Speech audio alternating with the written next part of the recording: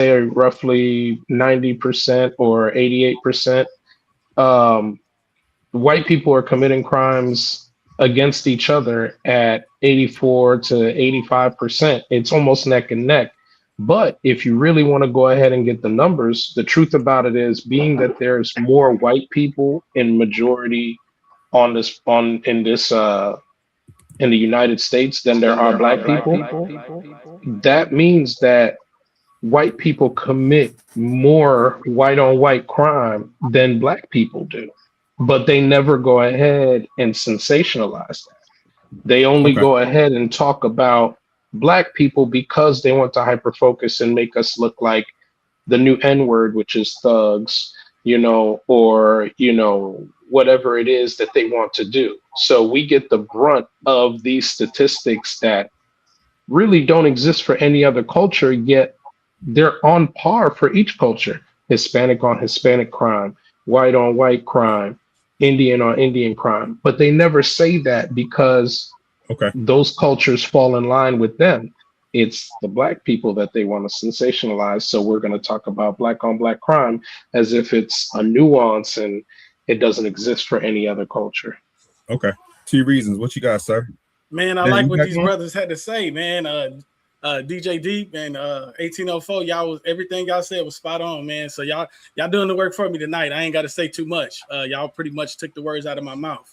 But to answer the question, I mean, it's very simple. I mean, just like you have black on black crime, you have white on white crime, you have Asian on Asian crime, you have Hispanic on Hispanic crime, you have Latino on Latino crime. Like, crime happens where you live. You know what I'm saying? So to strategically target one specific group to make it seem like they're the ones that are always attacking each other and not look at the situation more so to say that does this happen in other communities and to what extreme and to what level are we seeing it? You see what I'm saying? Because there's been studies shown where they put blacks and whites in the same environment, in the same situations, and you have less crime in the black communities than you do in the white communities and vice versa. So for them to put that out there is to just control the narrative to where people think, oh, it's only black on black crime that's the problem. It's only black on black crime that's the issue. Because you don't hear phrases like white on white crime. You know what I mean? But whenever stories like that happen, also the titles that we see dad.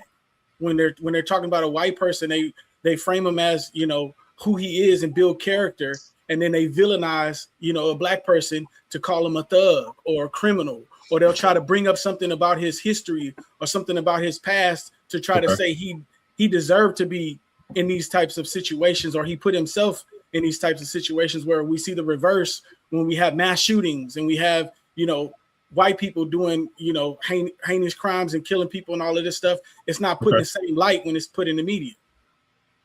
Big Dane, you back up? You ready to answer?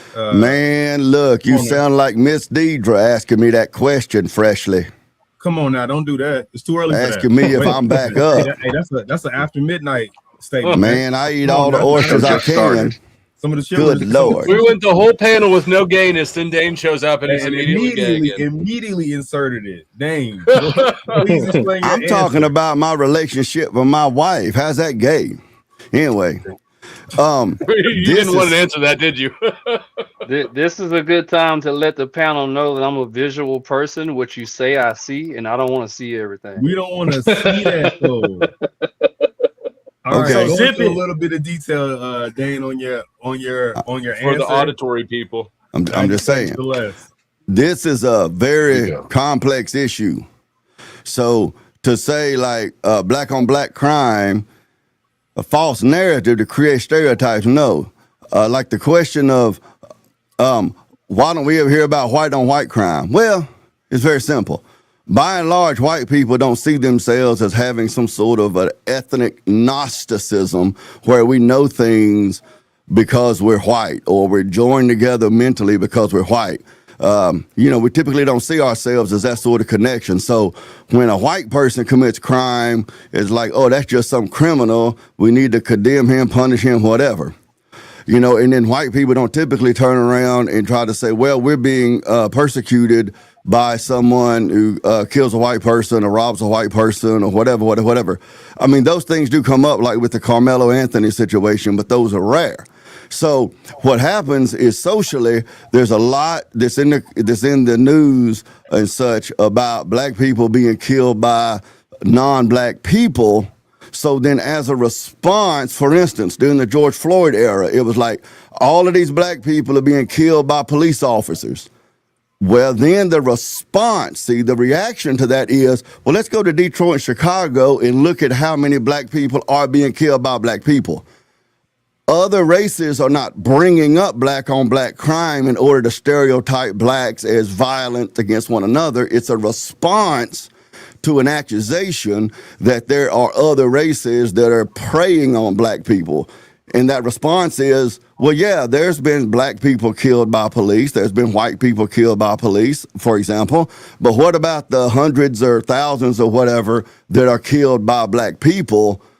Like, shouldn't you be looking at those bigger numbers instead of the relatively few that are killed in these other ways? That's where the idea and argument of black on black crime comes from. It's a response. It's a response to what comes from the black community and the white liberals. You can't forget the white liberal women. All right, everyone hold their response. I know y'all want to get to it. We got one more. We got one more response, and then we're gonna get into it. Vulcan, what say ye? You said no. What's your reasoning? I think generally when it comes to this conversation, it's most people that are saying it, I believe, whether it's on the black side, white side, whatever kind of side you're saying, I think they're saying it because they're noticing a disproportionate amount of violence in one area or homicide in one area. You know, the leading cause of death for me is homicide. That's not the same case for my Asian counterparts, for my age bracket, or my Hispanic counterparts or my white counterparts. It's like heart disease or something like that. And so sometimes you may see a double standard as far as terminology or definitions when something is that disproportionate. So I do agree with everybody saying that, hey, look, people kill within proximity. That makes sense. But if one group is primarily killing people in their proximity, but the rate is a lot lower than another group, the other group that has a higher rate is going to be known more, is going to be noticed more. And that might actually get coined a special term just because of the fact that it's unique, it's special, it's for whatever, you know, it's statistically relevant, you know. So that's why I think that happens primarily. Now, people do use that language for racist purposes, all that kind of stuff like that. I do agree with that. And some people say it and they are accused of being racist because they're using what's called those white supremacist talking points. But people can use that terminology and genuinely mean it in a respectful way, or a way that has to do with the fact that it's disproportionate in that area. So I think that that's primarily how I've seen it used. Okay. So it sounds like in a way we all agree that black on black crime isn't a false narrative. It's just the way it's being used. So let's take a second and get through some comments and we'll put them up. 1804 is losing his shit. In raw counts, white on white is usually the largest same race category because there are more white people overall. Per capita, black on black is generally higher in homicide data. All right. Greetings from Fort Worth. Welcome to the show, T-Bone 757. We appreciate you for coming on. Let's see. White on white crime is when the cops extort us through traffic tickets. No, that's true. That is true. I think that happens to everybody. The reason why race questions are difficult is because in jail, arrestees are automatically labeled white, even if they're black, says Gas Mask 1. The common cold said everyone wants to brag they grew up in the hood and how rough it was and why they had to play the game of being a bad boy until other ethnicities start pointing it out. Then it's not that bad. And then last, Ernest Banks says crime is often a generated stat. Stats are often padded and generated by targeting through revenue-based policing and targeted policing that focuses on the poor and those who are historically picked on, aka the coloreds. Not only that, they only want to focus on crime stats or types of crimes that benefit the narrative. They don't focus on the billions in thefts, white-collar crimes, and many others that damage our society. So policing based on revenue. I mean, that's not actually true though. Because so I saw 1804. He got right up in the camera while Dane was talking. 1804. What you got? You got a rebuttal for what Dane was saying? Give it to us in 90 seconds. I got. Listen. First and foremost, if what Dane is saying is true, uncover me freshly. I can't see me. I got you. I'm working on it. If what Dane is saying, go for it. You got it. If what Dane is saying is true, that this is a rebuttal for when people go ahead and say that the policemen are killing Black people, why has this narrative been parroted without any of that happening? It doesn't require somebody to go ahead and kill Black people for this to be parroted. And Vulcan, statistically, what you said is categorically wrong. We don't represent the largest amount of homicides. We can't, because we only represent 13% of the population. Let's do a numbers game real quick, right? So let's do a numbers game. Per capita. If you asked the question, I just want to know, is it rhetorical? Was your question to Dane rhetorical? It is. I just want to get this one off as well, right? Go ahead. If we represent 13% per capita, whoever wants to go ahead and say that, right? Now, and white people represent 88, and their percentage is neck and neck with us. How is it that we represent the majority of homicides when they physically outnumber us by 9 times? That don't even make sense. That don't even statistically make sense. It's mind-boggling. Okay, you don't know what per capita means. Hold on, 1804. The powder Dusty. What you got? He doesn't know what per capita means. Respond? He just referenced per capita in passing, and then said, "How can we be the majority of murders when we're a minority of people?" Skipping over entirely per capita. Actually, it's like per capita matters though. Like, why does per capita matter? I agree. Why does it matter so much? Because it seems like every time. Do I get to respond freshly? It seems like every time. I thought that was. You gonna get your shot. I thought he was responding to me though, and then it goes to P. Dusty and then Big Mouth T. Reason up here. I thought he was responding to me. No, he responded to you and Vulcan. You don't even got your order right. I got you. I promise. You didn't even got your order right. You got your panties in a bunch. No, I didn't ask you T. Reason. I'm talking to the moderator. I'm talking to the moderator. Why don't you know your role and shut your mouth and get in your lane? I'm talking to the moderator. I'm talking to the moderator. I'm talking to the moderator. Know your role. Shut your mouth, lady. God damn. Okay, we'll figure it out. That's all right. I'm gonna get y'all together. All right. Calm down. I was following Freshly's leading when he asked 1804 if he wanted to.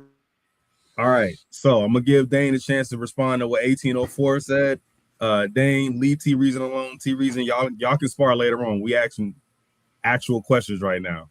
I know y'all love each other in real life. I'm his biggest fan. I bet. All right, Dane. Go ahead. Respond to what 1804 was saying. Just as a correction, Deidre Snyder is my biggest fan. You got to get in line, fool. He might not listen. He might not be able to whoop her either. Listen, he couldn't. Trust me. But listen, per capita 1804. I don't know where you're getting your numbers, but I'm happy for you to cite them. White people only make up about 60% of the population of this nation, not 80 whatever percent you said. So that's wrong to begin with. But with us making up 60% and Black people making up 13%, it would stand to reason that there would be more homicides committed by white people, or violent crimes or whatever, because there's simply more of us. But if you look at it per capita means like per person or per thousand or per whatever number. So when you account for the different, yes, it does. So you don't understand the language. And that's why you have a false conclusion, is you don't understand the language. So when you adjust it, there's 60% of the population, white people, 60-something%, is responsible for something in the neighborhood of 30-something% of violent crimes. 13% of the population, black people, are responsible for somewhere in the neighborhood of, I think, I don't have the numbers in front of me, 75%. Okay, do you need me to look it up on the Google here, what the numbers actually are? Okay, hang on a minute, I'll be happy to. No, we ain't got time. Why you do No, that? I tell you what, it's your claim that it's different. I need you to defend that. No, it's your claim that that's the numbers. Nobody asked you. Nobody asked you. Ask Monkey. This is between me, 1804, and the moderator. You're not the moderator, Peckerwood. Know your role. Shut your mouth. It's that simple, dude. It's that simple. Your panties, Stop. Man. You got your G-string up your butt crack right now. Calm down. 1804. Do you have a rebuttal? Stop trying to get attention, T-Reason. You're spazzing out real bad. So right that's now. Me. That's me, Dang. Stand by. Why am I getting muted? Why am I getting muted? But Pecker Nuts up here still talking. That's what I want to know. You're losing control of yourself. Your impulse control. You got this low impulse control. He's doing it again. Now, I don't mind being muted, but don't mute me and then let Dickface up here, Ass Monkey, Rump Ranger keep talking. I'm going to kick both of y'all off stream if y'all don't stop unmuting yourself. That's what I'm going to do. I promise you. That's that low impulse control. If I mute you, it's for a reason. I already told you it's not personal. Do not unmute yourself. I don't have a problem being muted. I don't have a problem being muted freshly. I never have. But if I'm going to be muted and he keeps talking, that ain't going to work. Fair. I'm gonna mute him first, and then I'm gonna mute you first, and I'm gonna go mute him. I trust me, I got this. I don't have a problem with being muted. I never have. Is acting out. I know. All right, 1804. Yes, sir. So do you want to substantiate your understanding of per capita and rebut today? I do understand what per capita means. I wasn't shaking my head for your definition of per capita. I was shaking my head on why we have to emphasize that as if that really makes a difference, right? Because realistically, according to the data, FBI crime data, white violent crime arrests are 59.1%, Black are 36%. And it's simply by a matter of sheer number, right? Whatever you want to call it, white people are the majority, Black people are the minority, right? So either which way that you want to go ahead and wrap it up, package it up, make it look cute, or whatever the case may be, it doesn't matter. Black people should never be highlighted as being the one to have majority of crime here, when white people commit more crime than anybody else, any other demographic out there. But we never want to talk about the true numbers. And you were making statements without even having the knowledge present. So that's the thing that kind of rubs me the wrong way. I'm like, where are you going ahead and doing it? Then you ask me if you want to go, should you look it up? And then you turn around and you say, no, you do the work. I mean, my God, if you're going to make a statement, at least substantiate it. I land my plane.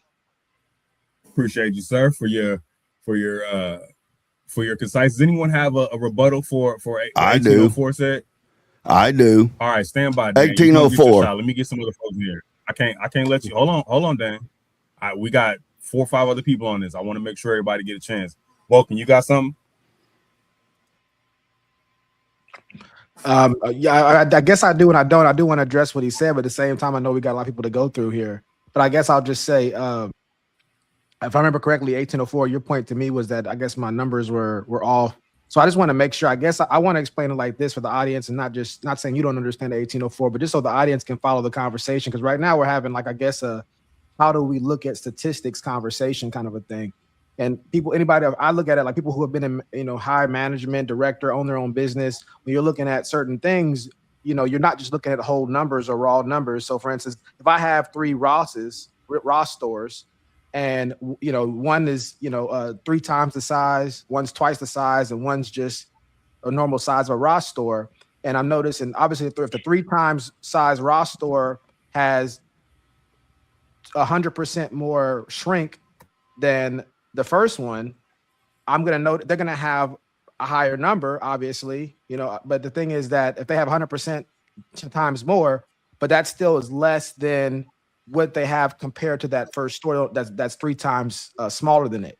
And so people are bringing up both sides of it, going like, oh, if they have, for instance, 200, shrink per month, and the other one has 100, but that one's 3 times the size, that's still less shrink percentage wise than that first one.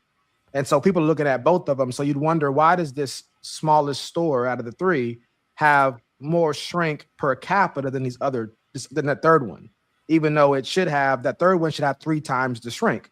You might look at the staff, you may look at how they're structured in the store. So people that own businesses, they're going to look at both numbers, the raw numbers of total shrink. They're also going to look at why is the 3 times bigger one only twice the amount of shrink as that first one, because that means something with this first one must be off, or something with the third one must be really good. You might not know yet until you do some discovery, but per capita is going to matter just as much, if not more, than just the raw numbers. Is the point that I'm making.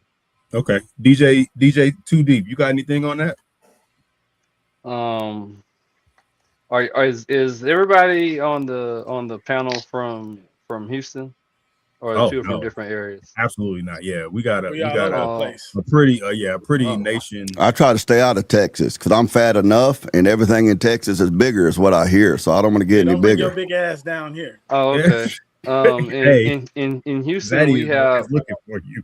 In Houston, in I guess you would call the black community, we have a term called old law, and that basically means that you operate under the terms and principles that men operated in older times. And one of the things that men don't do is invite each other to their private parts or call them by female names and things of that nature. So okay. I want to ask you guys in advance and thank you for not using any of that when addressing me, and I promise you I will never do that to you. God damn! Could you put a bigger target on yourself? That's gonna take us to hold on. That's gonna take us to a whole nother place. I do not want this to go left. We not just outside of the you, and I appreciate. So anyone that wants to respect what DJ Too Deep requests, we appreciate that. If not, DJ Too Deep, I want you to understand we not gonna let this go left. If you don't care about how someone's addressing you, and I trust me, we've done this before. I'm getting ahead of it right now. Some people may or may not respect that. We got somebody that don't follow instructions. Everybody will. Everybody will. Everybody will. Everybody will. All right, listen. I'm just letting you know, if it is, we're not gonna let it go left. I understand. All right, Wicked Dreams. Did you have anything to comment on what Vulcan said or what 1804 said? I wanted to speak towards the okay. subject. You still have some? I know. Yeah. Okay, go ahead.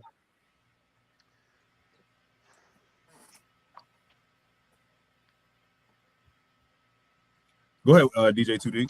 The argument. I kind of feel like I've been laughing this whole time because I was under the impression that we were dealing with high intellects, and as such, some of us would kind of know some of the things that are actually taking place as opposed to what it appears to be taking place. But it seems like that's not the case, because the type of arguments that I'm hearing thus far sound like my Facebook when people that's in their upper 60s and they saw Martin Luther King march and stuff like that. It's like we ought to know by now that these numbers are contrived. There's angles. There's a concerted effort not only to make us, as what y'all want to call black people, I don't subscribe to that name, but there's not only a contrived effort throughout the years. We've seen in all kind of government papers that they do this.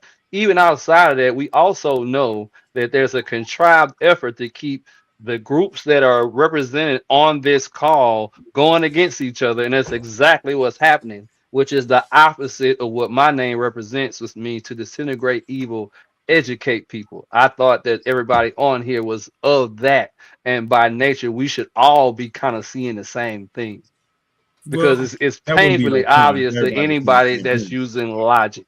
I don't mean I don't mean the exact verbiage per se, more so than I mean we've seen the documents, we've seen the documentaries, we've seen the witnesses. We keep hearing about people confessing to shit, confessing to things on their deathbed.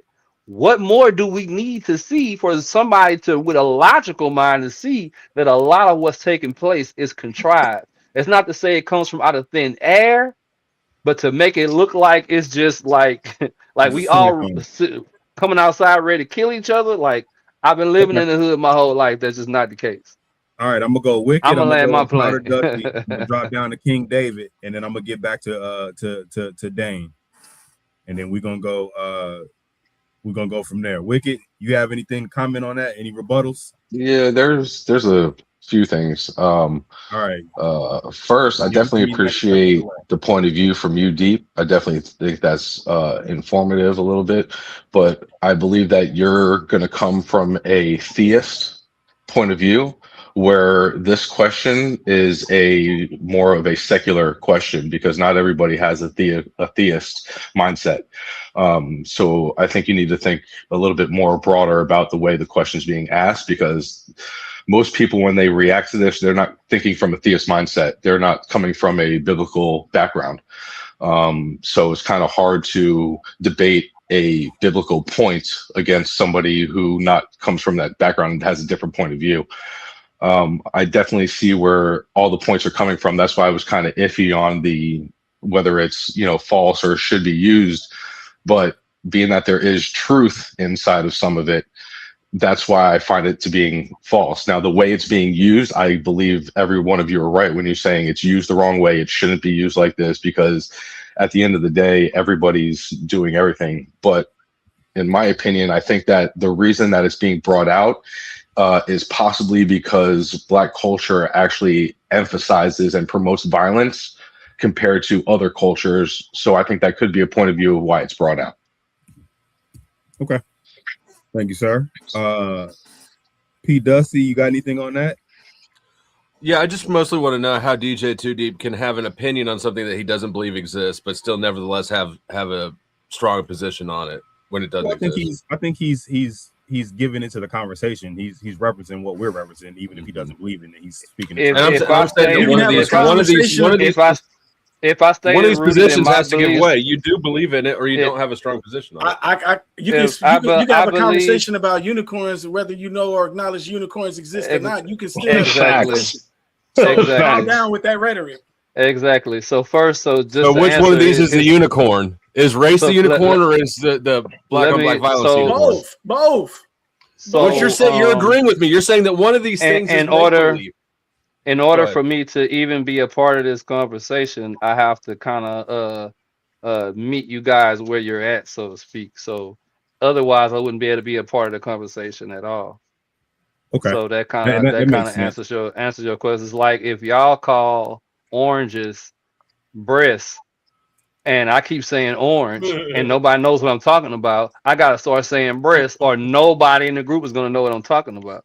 Yeah. But I still stand firmly on there's no such thing as race. Even when you go look at, you want to take it away from the theist perspective, so to speak. Go look in your media and in your movies. You ever saw the movie Gangs of New York? Mm-hmm. Fantastic. They did not call each other white people. They called each other whatever their tribe was. They didn't become white people till later on in the movie. Yeah, you recognize that's just another. If you believe tribes exist and you believe races exist, it's just another way of tribalizing people. Not at all, because tribes come from what you call a theist perspective. All tribes had a certain belief system, and that's primarily what made that tribe more than anything else.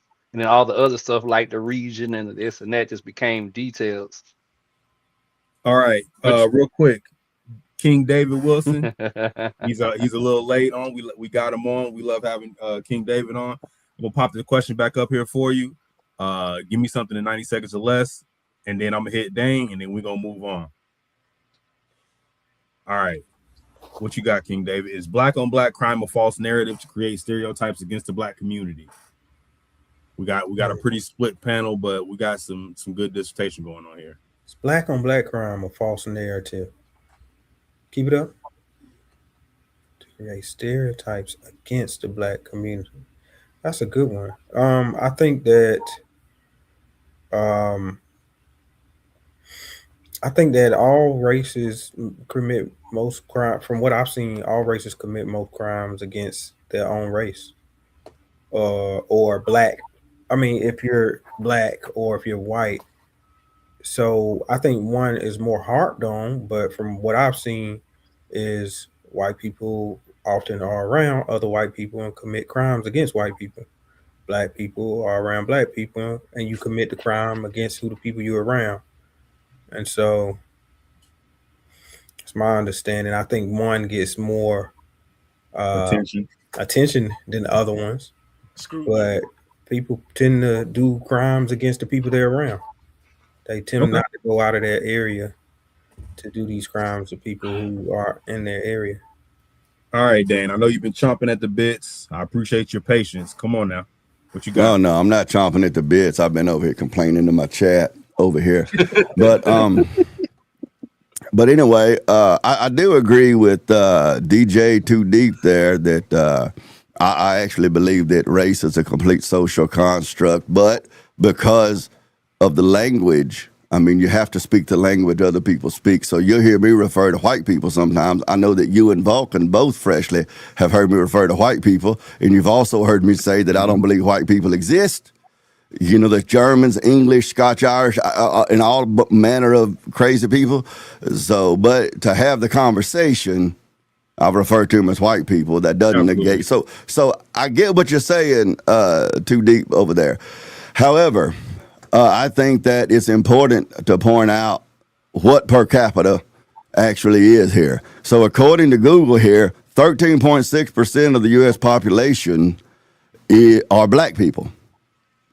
And they account for 25 to 26% of violent crimes. So that's twice as big of a proportion than the representation in the population. 13% of the population, 26% of violent crimes. White people are 53 to 60%. So we can go with the high end, 60%.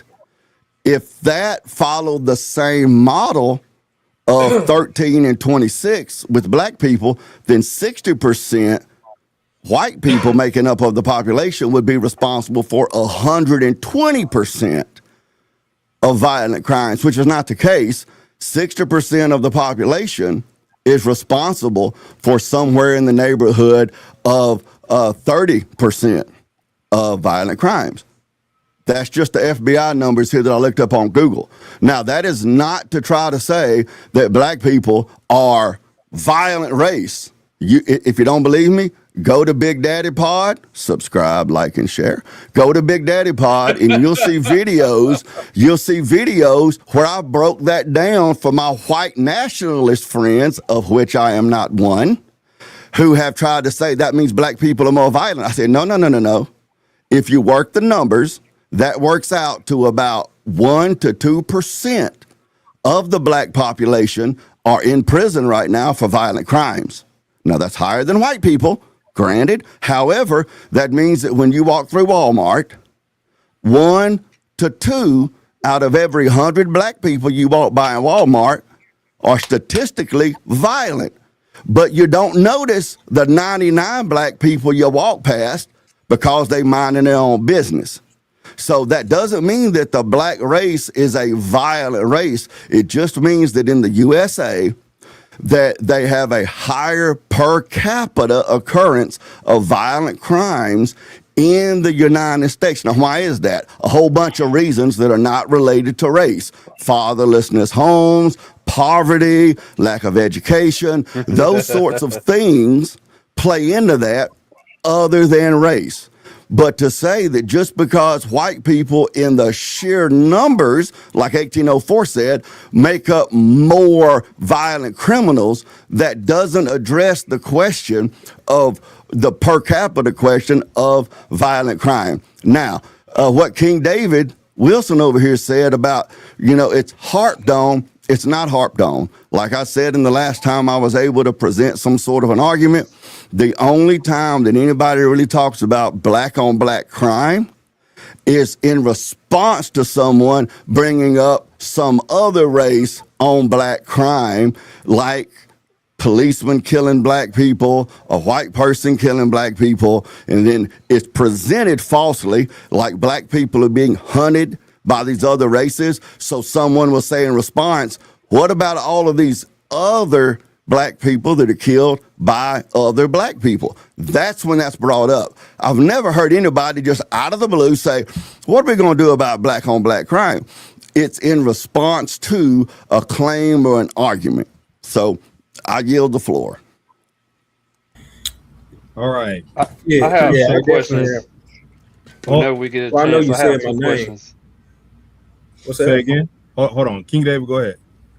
Well, you said my name. I mean, yeah, what you heard and what the truth is are different. I've heard black and black crime talked about in other instances as well. So I just want to make that statement. Also, I do agree with income does matter in that count, because we see crime numbers high with lower income people, and so that does take into account. So I do agree with Dane on that part. Okay. And DJ Too Deep, you're gonna be the last one. We're gonna move on to the next question. You said you had questions? Yes. The first question is if the designation of black on black crime is such a thing. Let's take it even away from white on white. Whatever. Why we don't have white on black crime, brown on yellow crime? Why the only one we have is black on black? And the second question is how are we defining violent crime? Because when you look into things like human trafficking and sexual assault and pedophilia, we do not excel in those numbers. So just to for the first one, we'll pause out. In the second one, the question didn't actually specify what type of crime. It's just black on black crime. So crimes against black people, whether it be white collar, blue collar, violent. No, my question is, why is that the only term like that used? Period. Why we've never heard? Why is the term white on? Yeah, going outside. Oh, okay. Yeah, okay. The second question was the initial question did not specify what type of crime. Just to so. If I could respond freshly, crime or not. So when you say the reason why I asked that question is because when you say the most violent crimes, and I start thinking about all the different types of violent crimes that people do in the world, and I think so. For example, if you were to say gun murders, I might be able to agree to a certain extent. But if you was to say like sexual assault, I wouldn't agree. I happen to know another group of people tend to excel in those numbers. But to me, they're both violent crimes. So that's why I asked the question of like, when you say, well, we have the highest number in violent crime, what's the definition? How are they defining violent crime? Because in some areas, I'm sure we are the highest. In other areas, not so much. So I think they were just talking about crime in general. Yeah, freshly. If I could just real quickly respond to that. Too Deep, you bring up a good point. Now, I'll be honest with you. People who've been on this stream with me a lot, even the ones that don't like me, will tell you that I'm gonna try to be fair. So honestly, when I saw black on black crime, I thought violent crime. But it's true what Freshly says, that it's really not specified. So like if you get into like white collar crime and the things you mentioned, well, yeah, there's an argument, definitely an argument to be made there, but that's why it's so important that we have these conversations devoid of our own presupposed agendas. So I can really appreciate that, to be honest with you. But yeah, I mean, that's a good point.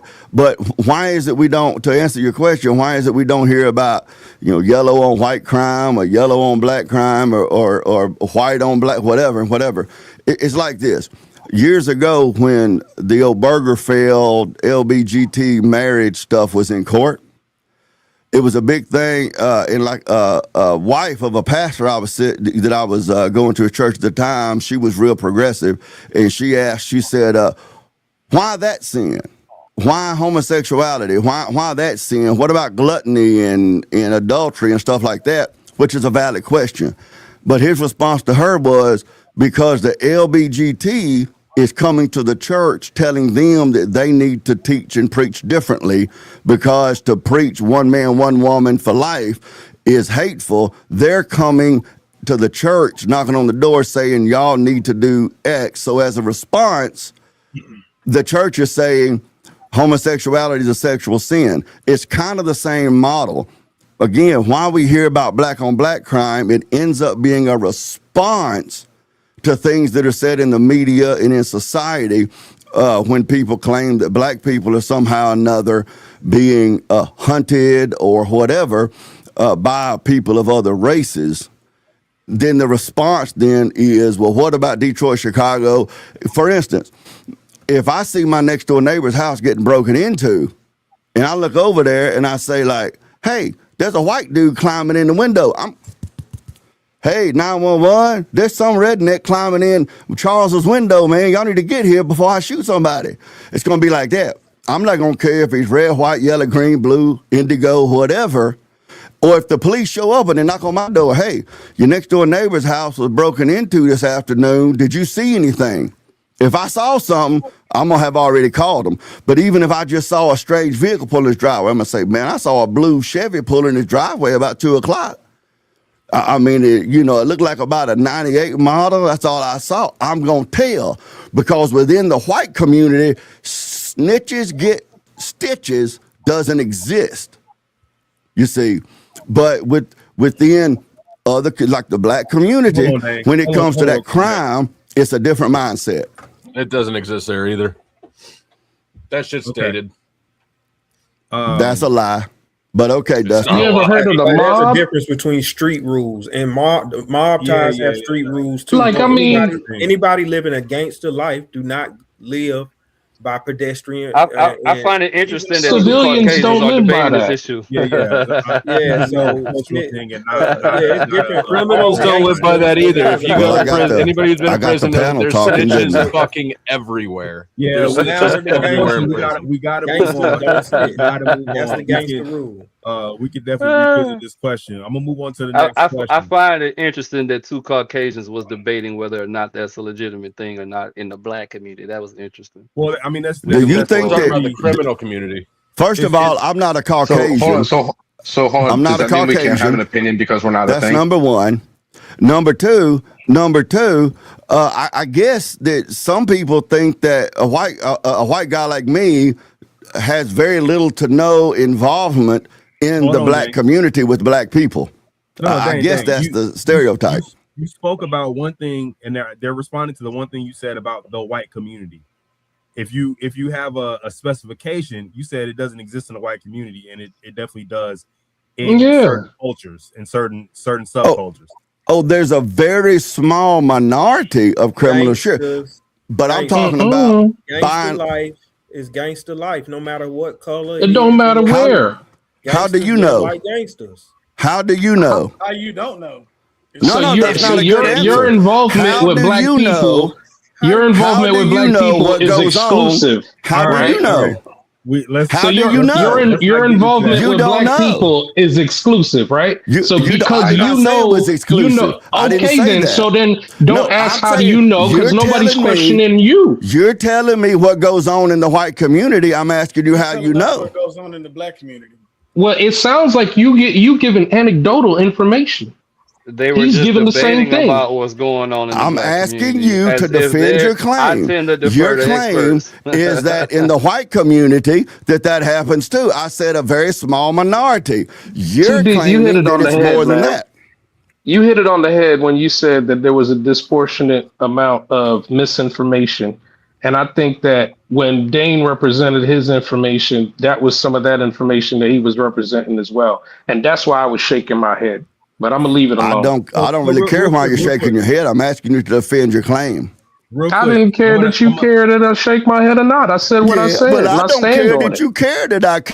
Okay, I guess we 2 motherfuckers that sitting here. All right, gentlemen. So, Dane, do you want to adjust your earlier statement? Because your initial statement was in the white community that doesn't exist. The rebuttal to that was it does. Would you like to adjust your statement? I'm speaking in generalities. I understand that. Would you hang on? I'm trying to answer you. I'm trying to answer you. I'm trying to answer you. I'm trying to answer you. I'm trying to. You asked me if I wanted to adjust it. I'm trying to answer you. That's a yes or a no. It's not a yes or a no. Okay, then no. Sure don't. No? I sure don't. No, and I'm happy to have. I'm happy to have the argument about it. No, we're not gonna do that. We're gonna move on to the next question. Of course, we're not gonna have the argument. Yeah, he lost that one. I didn't lose nothing. Right, keep your dick hole shut. You're losing your mind right now. Close your dick holster. Oh you just been serving. Close your dick holster. Eldran. All right. Is it reasonable to be skeptical of Christianity due to the numerous translations, interpretations, and denominations that exist?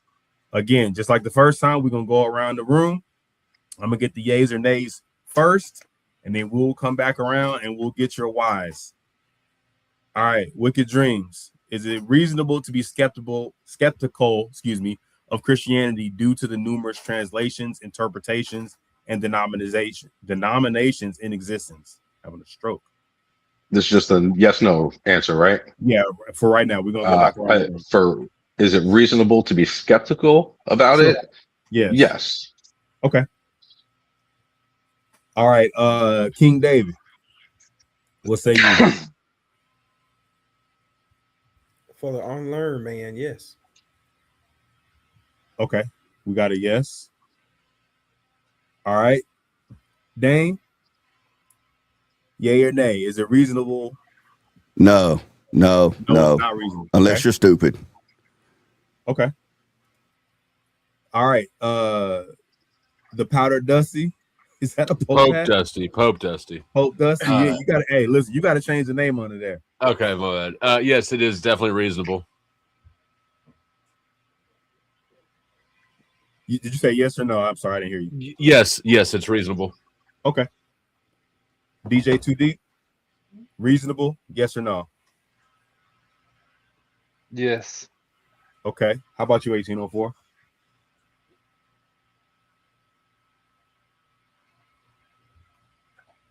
Oh, you're on mute. I think you're on mute, Chris. Yes, but he said apologies. I'm sorry, I was on mute. Yeah, I do believe that it's reasonable to be skeptical about that. Okay. T Reason? Yeah, I think it's reasonable. Okay. Yes, and then Vulcan. Do you think it's reasonable to be skeptical of Christianity due to the numerous translations, interpretations, and denominations in existence? Jeez. No, I don't think so. You don't think it's reasonable? Okay. All right. So apologies for my struggles. I promise it's not the reading, it's just the speaking. We're gonna go back to Wicked Dreams. Wicked, you said that it is reasonable to be skeptical of Christianity. Why? Yeah, and I'm gonna put my caveat with that. Okay. If you don't know about something and you're skeptical about it, I think it's reasonable to be skeptical about things that you don't know. Now, if you knew something was to be a fact and, or something that you truly believed, and then, it really depends. If you really believe in something and then be skeptical about it, then you really don't believe it. But if you don't know about something, being skeptical, I think is fine. Once you find out more information about it, that shows proof of the thing, then to be skeptical if there is proof of a thing, that's where I would find it to be unreasonable. Okay. All right. So let me do this. I'm gonna flip it a little bit because we got majority yeses. We have 2 no's. I'm gonna go with Vulcan's no first. I want to hear that, and then what we can do is we'll allow the rest of the yeses to kind of respond and rebut. So I'm going first with the no. So the reason why I say no is when you look at those things, one, translations are a good thing. Translations is just putting a book in another language, whether it's Harry Potter, the Bible. There's no reason we're not going to be skeptical of Harry Potter because of the fact that they translate in different kind of languages. Then we'll go to interpretation. We can all read the Harry Potter book or whatever book it is, and we might have different interpretations of why people did what, who did who, whatever the case may be. That doesn't make us doubt, this mythological world that the author created about did it exist or whatever the case may be, or there's skepticism about it. As the more you get more people involved, there's going to be various interpretations because people have various reading levels, various comprehension skills, various backgrounds that shape how their perspectives go and stuff like that. So that doesn't add to skepticism. It just means that you understand human nature and how people deal with different problems and try to solve them through interpretation. And last thing, denominations, just like everything else in life, they're going to be people that split up into different factions and stuff like that based off of their understanding, or, people that get involved that have charismatic personalities and want to use it for different purposes and stuff like that. So with how widespread the Bible is, specifically being the most stolen book, the most sold book of all time, you would expect that to occur just because of the fact that there's so many people that are utilizing it. So that would be normal. If it was any other kind of way, that would lead to more skepticism. Why is this so controlled? Is there brainwashing going on? Have you ever seen the old Batman movie with the Riddler beaming ideas in people's heads and stuff like that? I would be more skeptical if I didn't see that happening. So that's what I would say for the interpretation, the denominations, and also the translations. Okay. And then the other note that we had was Dane. I see he's talking on the stream. Dane, can you pop on real quick and give us a concise 90-second why on your no? Man, it'll take me 90 seconds just to get started. What you talking about? That's why I said 90 seconds. I ain't got no conversational cognitive Viagra over here, man. I'm 54 years old. Man, I got to plan ahead. Personal struggles, man. Let's stay on top. Didn't nobody ask? Can somebody get T Reason to shut the hell up? Oh my gosh. Why anyway, did you say no, man? This is what I say. It's like a business manager I used to work under said years ago. I was working in sales, and I was whining and complaining because my sales number wasn't good, and I was explaining why it wasn't my fault. And he said, Dang, he said, when a man's looking for an excuse, any excuse will do. And I was in my 20s, and I thought, oh, bastard. But as I've gotten older, I've seen that is absolutely true. Somebody wants to disbelieve the faith, whatever, any excuse will do. We could have one translation. Jesus could show up in Madison Square Gardens, and folks that don't want to believe and they want to bust hell wide open, they still gonna bust hell wide open. So, there's so many translations, and the Bible wasn't written in English, and blah, blah, blah, blah, blah, blah, blah. That's just justifications to bust hell wide open. If Jesus himself showed up, they'd still go to hell. So no, that doesn't make it reasonable at all. We believe things every day that we can't prove. We take on faith. They just choose that because the faith comes with a moral code, and they just want to screw whoever they want to screw. That's the bottom line, because Big Daddy says so. Dan, I've been here the whole time, and you haven't recognized me not once yet. All right. And besides, the moral code that Christianity ascribes is basically a get out of jail free card for anything. All right. Keep crying. The Powder Dusty. You know what? You said it's Pope Dusty. Oh, yeah. Right. I answered to both. I'm really too lazy to change my name, so I won't fault you if you call me Powder Dusty. You did say yes. I did say yes. You first shot at rebuttal against Dane or Vulcan. Of course, it's reasonable to question something that disagrees with itself. They're questioning themselves. That's what all the translations, all the denominations, all that shit is about. Also, I'll point out that with all religions and spiritualities and shit like that, everybody thinks that theirs is the right one. They acknowledge that there's something like 40,000 denominations of Christianity, and that's just Christianity. So everybody who's religious is walking around saying, this whole topic is a sea of bullshit, but I have the one and only truth, and that just on its face is mathematical nonsense. All right, 1804. You said yes as well. Why do you say yes? It is reasonable to be skeptical of Christianity. So I grew up Roman Catholic, and I went to Catholic school, borderline majority of my early life until I moved to Florida. And that'll do it. Yeah. So, the thing about this is, that's funny, but within reason, right? we learned about holy wars, which to me is a contradiction. How can it be holy if you're talking about war when part of the Ten Commandments tells you that thou shalt not kill, right? So you have individuals that went ahead and started from the beginning, and then all of a sudden they disagreed. They said, I want to do it this way. No, I want to do it this way. They both have wars, and whoever is the winner of said war would go ahead and move on to have their own denomination, right? And basically, it's the same way that we go ahead and operate when we're talking about colonization. Whoever is the winner is the one that goes ahead and gets to talk about the history of what's going on. When it comes down to other things like what goes on in the Catholic Church with the crimes that are actually committed against, people and how they relocate priests, that's a whole nother ball game right there.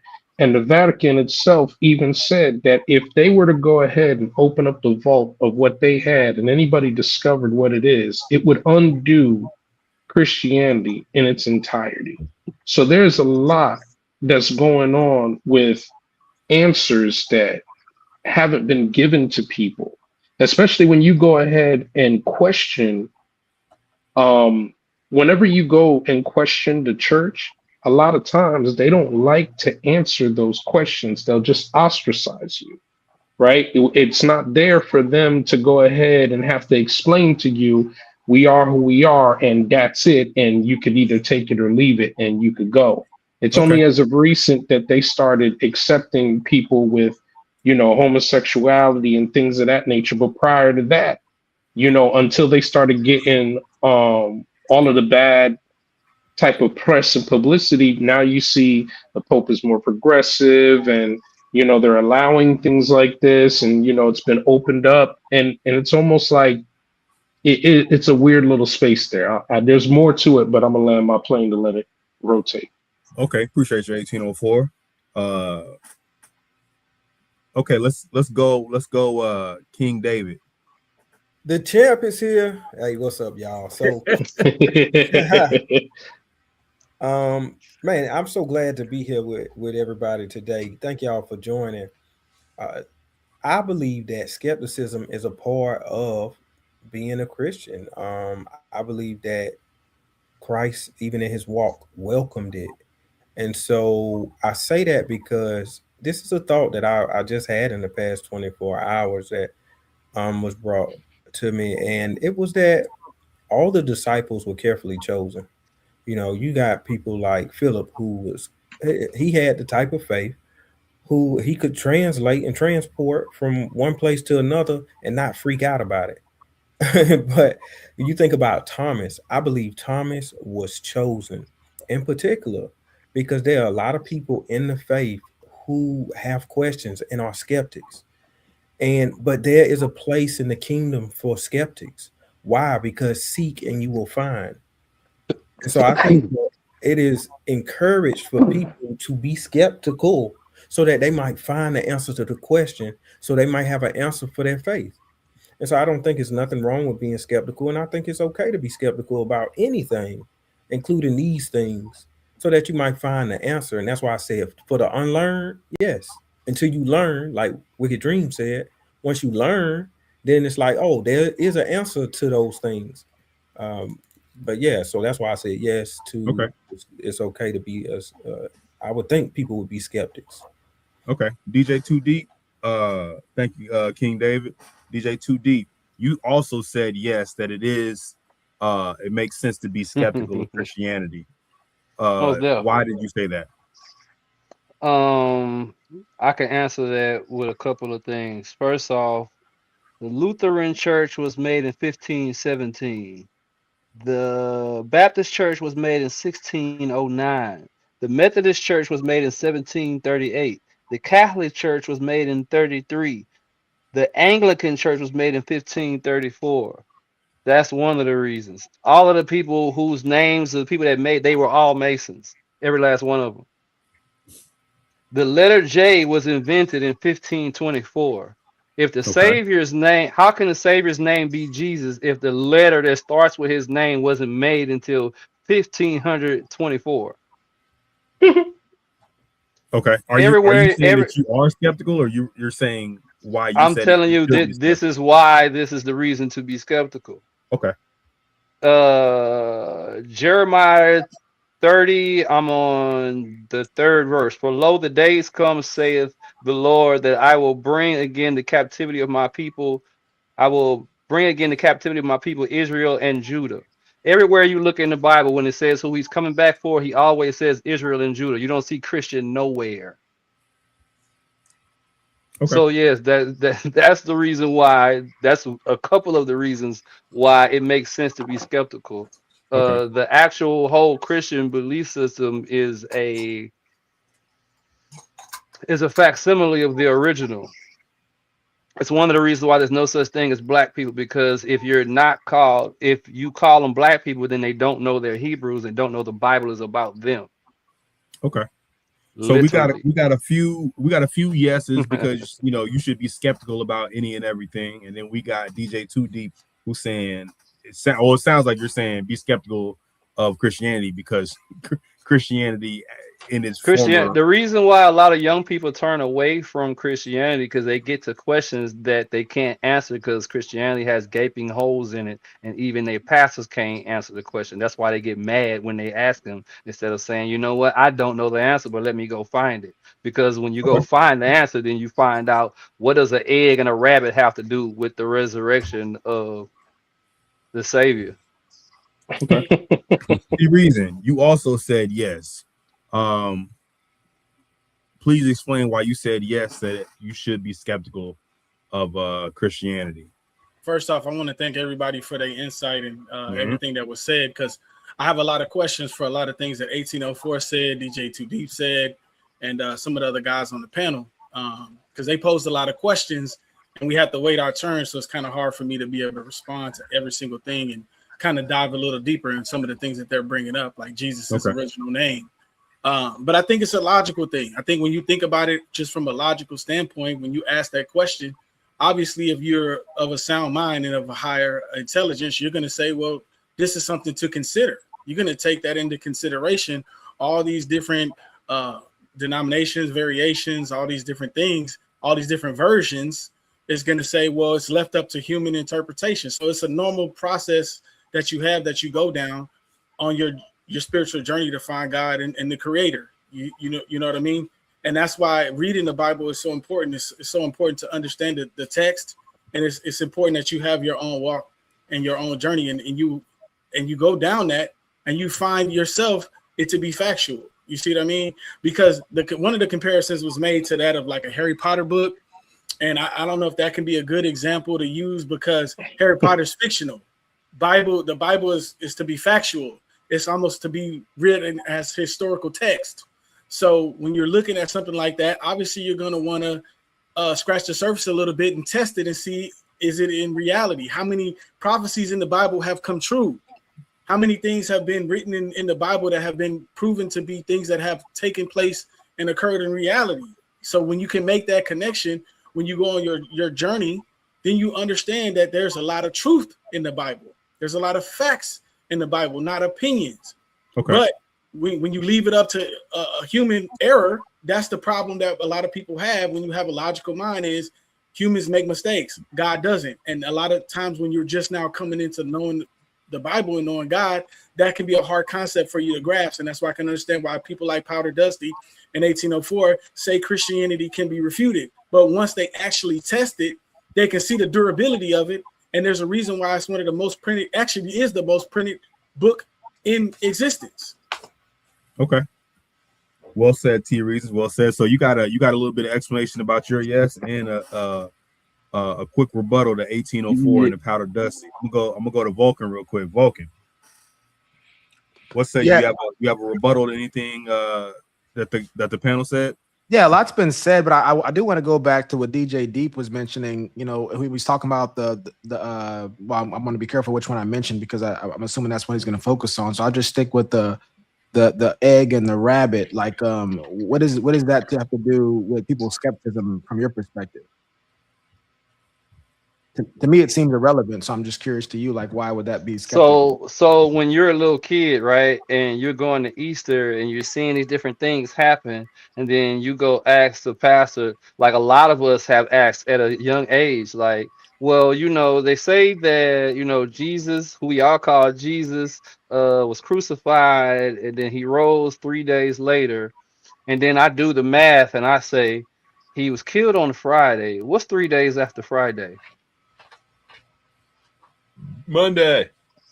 Exactly. And then I asked, okay, well, what does the rabbit and the egg have to do with it? And the pastor can't even, not only can he not answer, but he's mad that I even asked. It has nothing to because do.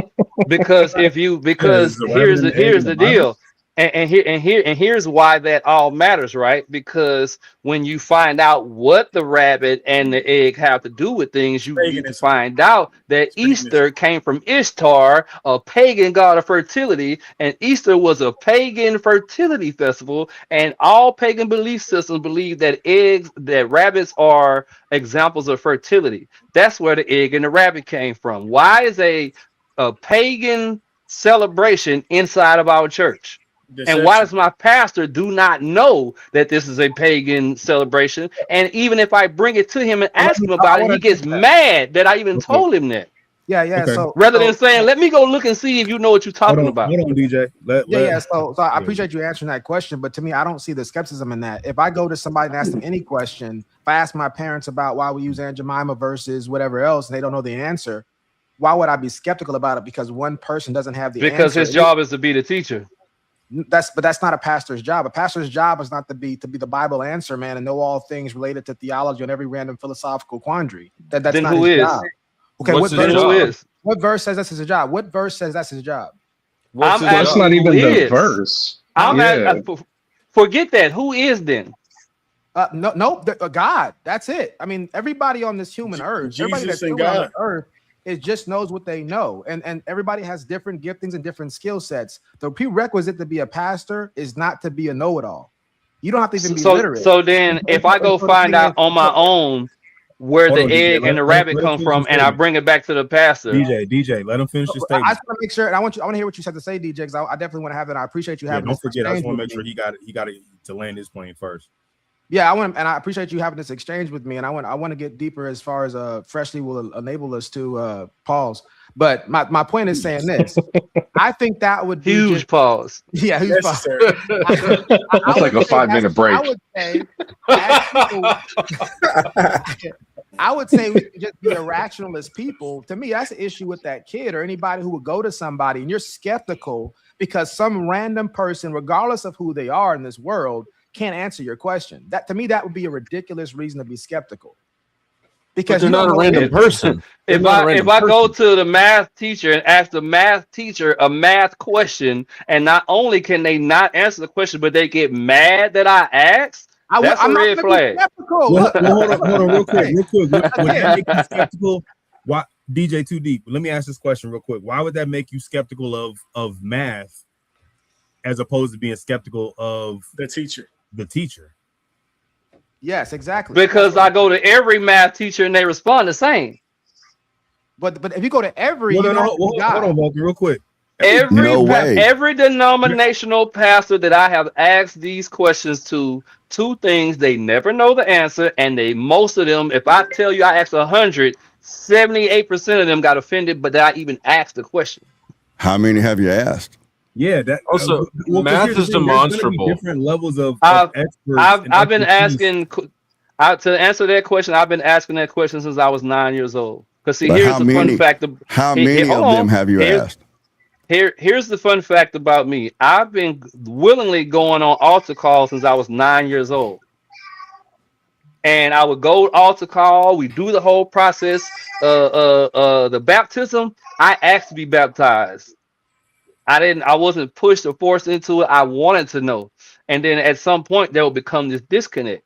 And what I realized later when I learned the truth is the disconnect is always the people who I was told is supposed to answer the question couldn't answer the question. And so you're not even more so than that, it was the fact that they got mad because I asked. That was the real big deal. Hold on Sorry real that quick, happened to Dane. you. And I heard you. If I I'm not heard answering your Dane. question, can you ask it again? I was gonna say I'm gonna let Vulcan ask this question. I heard Dane said how many. Real quick, just real quick. How many? I'm gonna say You upwards said of every. 30. Everyone I've asked. So I've asked about 50 people, 50 different pastors and deacons and people like that. And out of that 50, 5 of them didn't. Well, I ain't gonna say 5. I'm gonna say 8 of them didn't get offended, but they couldn't answer the question either. Well, you asked And 50 dumb pastors. It's a but the very other easy one, question to answer. Rebecca used to live It's a there. very easy question to answer. Yeah. I understand. Let me say Hold this on, real quick. It is a very easy question to answer. But Hold on, gentlemen. again, if those are the people who you're being told supposed to have the answers, and none of them, and even outside of that, again, it's not about them not having the answer. It's about why would you get mad for somebody asking the question? Vulcan, Because they didn't know, but what difference does that make? Just like with the math teacher. If I ask a math teacher a math question and they get mad because I'm asking, I'm wondering, do you even know? Are you even qualified to be a math teacher at that point? So let's grant that they don't know. Hold on, Dane. I gotta let Vulcan. I'll be short, Dane. I'll be short. Yeah, Dane, you're next. Conversation, but I just want to say I'm what I'm 1804. hearing from DJ Deep is you should be skeptical of that person and whether or not they're a know-it-all. Do they know all things? And the answer would be the skepticism is true. They don't know all things. Now, I make a distinction. The pastor's role is very specific. They're meant to be prayerful men that rightfully divide the word of God, and they preach and they teach and they serve in ministry. These are not theologians. These are not scholars, most of them. When just like when you deal with people who are public communicators in science versus people who are in science with the lab coats in the back doing the work. Some of them aren't going to communicate. Their job is to actually do the science. They're the ones most knowledgeable. The person who you're probably talking to a lot of the times, especially in school, elementary school, especially if you went to hood schools like me, this was the bottom of the barrel teachers. This wasn't, some of y'all went to the same high school as me, so we had too many students and not enough teachers, and we had teachers that had narcolepsy. We didn't have the top rank. He ain't lying. He ain't lying.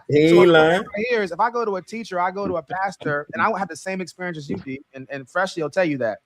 I would go to pastor, ask them all kind of questions. These were regular IQ people that were not intellectuals, but that's not the prerequisite to be a pastor.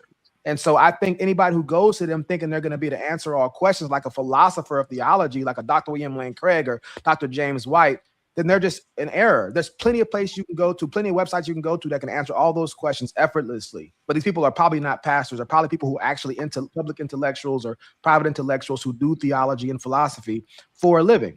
And I'll end on that note. And what about when you bring the information you found to them and they're offended by that as well? Bro, is this true that Easter means this? I think that somebody really represented certain things wrong to you, and they should have. Oh, most definitely, I agree. They should have received you. But they don't represent the whole kingdom, and I'm sorry that happened to you, bro. I also agree with you on that one. They don't represent everybody, man, and they should have handled that better. Agreed. That's a well put sentiment. Yeah, by the way, that hat on his head is what the Catholic priests wear, and that comes from the doggone. Good information. Doggone it. Little fact bit. Dane, you had something for DJ Too Deep? Yeah, I mean Vulcan covered Vulcan covered a lot of it, but it sounds to me like what DJ Too Deep keeps coming back to, that's the deciding factor to him, is that these ill-trained, incompetent pastors that he's talked to got angry at him. I don't know what sense that is, because I mean the Pharisees got angry at Christ as well, so I don't see what that problem is, and I don't understand why the question of why we have a egg and a rabbit makes any different at all. But it's very common knowledge. I actually have a hard time believing that he talked to 50 pastors and none of them knew where the egg and the rabbit come from. It's as simple as the fact that it's as simple as the question. Now you don't believe. Can I finish what I'm saying? Can I finish what I'm saying? Go ahead, Dan. Thanks. It's as simple as Constantine ordered that all of the Roman subjects convert to the church, which was the beginning of Catholicism. So a lot of pagans came into the church, not because of repentance, but because they didn't want to die. So they brought their pagan symbols in with them. And then the Catholic Church, this is where Halloween comes from. The pagan church, the Christian church, in order to take attention away from the pagan meanings of some of the holidays, they Christianize the holidays. So we end up with things like Christmas trees, and we end up with things like Easter bunnies and stuff, but none of that has anything to do with the faith at all. So when you come back to it, to point to things like that, fertility rituals and all of that sort of stuff as a reason to be skeptical of the gospel of Christianity, it's just a matter, like I said earlier, that when a man's looking for an excuse, any excuse will do. I didn't say I didn't believe in the Bible. I said I don't believe in Christianity, sir. I didn't say what you believe. What you said you believe. What I said is if you're looking for an excuse to believe or not believe, any excuse will do. Well, I come from a place where truth always have proof. I can't tell it. And the phrase that you're speaking on is called syncretism. Syncretism is how Christianity was actually born. Yeah, I hear you use plenty of big words so you can sound photosynthesis, but you're not addressing what I said, and that's fine. I know what they're only a big word to somebody with a small mind. When you know definition is not a big word. If you think my mind is small, you should see my penis. My penis is even smaller than my mind, but I know what I'm talking about. Pause. I knew it. Pause. I knew it. I knew it was gonna be you, man. So All right. Asking it for it not to happen, I was like, they ain't gonna be the first offender. That's why I prefaced. Hey, that's why I prefaced. That's why I prefaced my that statement with what I said, because I already knew. Hey, real quick. All the people that support our show that have micros, we love and support you. We don't do any body shaming on this platform. I'm on that. I'm okay with all of that, because this guy right here, I will not be acknowledging moving forward. I talk to men that talk to men like men. All right. Well, bless your heart. What you got, Wicked? Wow. You better say you got a big penis after that shit. Wow. All right. So first thing I want to do is just qualify with 1804. This is where you have the problem with the interpretation part, which I can see understanding skeptical when you say thou shalt not kill. It's actually thou shalt not murder. There's a difference between murder and kill. Killing would be unjustified, where murder would be justified. So that's where I had the problem with being skeptical on the translation part, because of the reason like that. To agree with Vulcan on the part where he comes to the denomination part, I don't see denomination part as being a reason to be skeptical, because they agree on the core basis. The only thing they're disagreeing on is the little knickknacks here and there, but the base is what they agree on. So I don't see bringing denomination into a reason for being skeptical, which I understand why it could be, because these people say that, these people say that, but if you look at what they're saying, it's really the same message. And then just to make sure I understood what DJ was saying, did you say that Jesus can't be Jesus because the letter J wasn't invented until after Jesus was? Real quick, DJ Deep, just answer that question for me real quick. The letter J was invented in 1542. Okay, could you be named after a letter that was made after you died? Could you be named if the letter D was invented 1500 years after you died? Because your name started with a D. I would like to just try to understand this real quick. So does that mean that my 3-year-old child doesn't know what something is because he doesn't know the letters to spell it? I'm only asking you the question I'm asking. I don't really understand that. I'm asking you, how is that possible? Well, I'm pretty sure you can know about something, but not right. And I'm giving you the answer by asking a question, because you can know what something is, but not know what the letter J is. That's why I gave you the example. As a child, do you know what they said before Jesus? That doesn't have to do with what my question is. Yahweh. Exactly. No. But whether Yeshua. Yahweh, No. Jesus, but that's why it goes through the translations. That's why I'm not Yeah. disagreeing with the interpretation. But if they say Yahweh, they're Before still they talking said, about the same hold on, real quick. They're still talking about the same person. Just like when you said I don't believe in race, but I'm going to use the word black because that's what they know it as. It's the same concept. the Good father wicked. has the Good father has wicked. stiffer rules. So let me ask you this one question: what do Mexican people call Michael Jackson that don't speak English? What do they call Michael Jackson? I don't know, and I don't know why that They matters. call him Michael Jackson. What do Japanese people that don't speak a lick of English call Michael Jackson? Chon, chon, chon. But They call him Michael Jackson. What do what does Germans that and Russians, matter? if all of these different people can decide, even though I don't even know the language at all, we're all going to agree to call him Michael Jackson because that's his name. Yet you're thinking the person that created Michael Jackson and everything and everybody else has a different name in different places. No, what I'm Hallelujah. saying is that he could be called one thing in one time and another thing in another time, but they're still acknowledging the same thing. That is my But point. all of these people that don't talk the same language, don't know anything about each other's culture, all agree that this one person's name is Michael Jackson. It's a human being.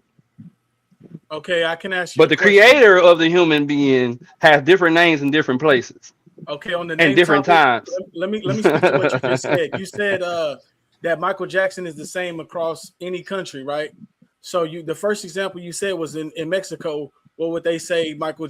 How would they say his name? My question is, if you ask someone that was from Mexico how to say George, what would they say for George? Jorge. Okay, so there's different interpretations of name. So Yeshua is the original name of Jesus. So then you have to look at how many. Yahuwah is the original name, not Okay, Yeshua. The that's Rep Right. fine. 29's Okay, made so up that. when you go back to origin, that's fine. But then you also have to understand we are in the information era. So now Indeed. we have internet, we have movies, we have all of these things. So now we can hear it for ourselves.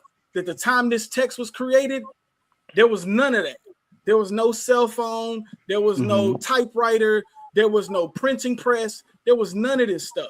You see what I mean? So you have to understand the origin, like the original name, it has to go through the grapevine. And we know when something goes through the grapevine, it's gonna be okay. If I say to this group of people and then they say to this group of people and this group of people, that name is gonna be misconstrued because people have what's the word like an accent. People speak with an accent. So that's how it came from the original, what you're saying, to Yeshua. You think that's how we got to Jesus? I think so. As it goes down the telephone line, yes. I think so, because you got to understand, where was the original place of origin? Was it here in the United States?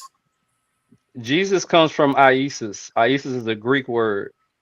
And that US part is the predicate that they use to deify. So like they believe what you call Greek mythology, that's actually their belief system. So they really believed in stuff like Aphrodite and all of that. So what they did is they took the Zeus, they're just like the people of the Bible, y'all call him Matthew, but his real name is Matayahu. They all had Yah in the middle of their names. You can look up everything I'm saying before you decide to contest. All you gotta do is a quick Google, and you'll see that everything I'm. But that So doesn't the refute reason why that. let me Actually, finish. Yeah. Let me finish. Hold on, Let me T. finish. Hold on, DJ, because Wicked's first qualification was 1804. I want to give him a chance to tap in on this, and then Powder Dusty. So check it out, right? Y'all can You circle back said to me. That's cool.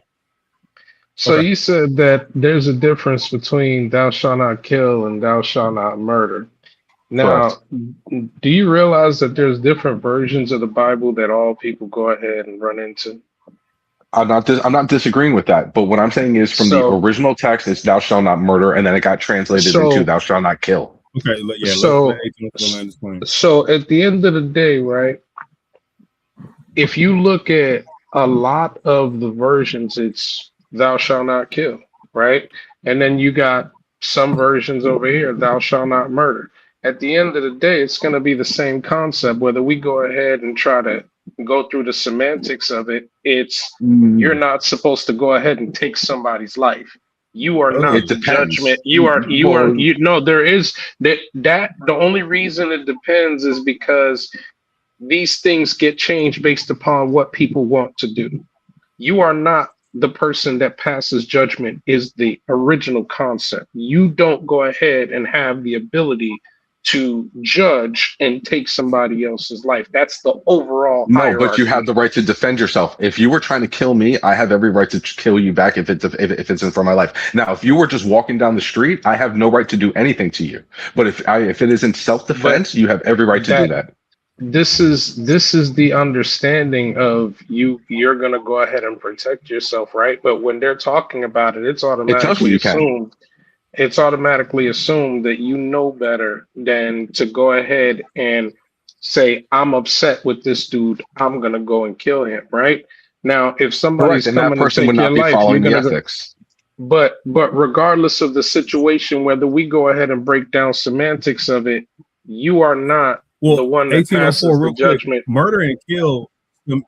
I understand you saying semantics, but that's not semantics. Those are two different things. It's By two different definition. things. Murder and That's my whole murder and point. killing are two different things. If the So original text said murder, even in my original point, right? It was in regards to somebody passing judgment to go and kill somebody else, right? But And we were talking. Go ahead now. But what I'm saying, but that person wouldn't be a real Christian because that's not following Christian ethics. So you're taking somebody that's not actually following the basis of what the religion is and then calling them that thing.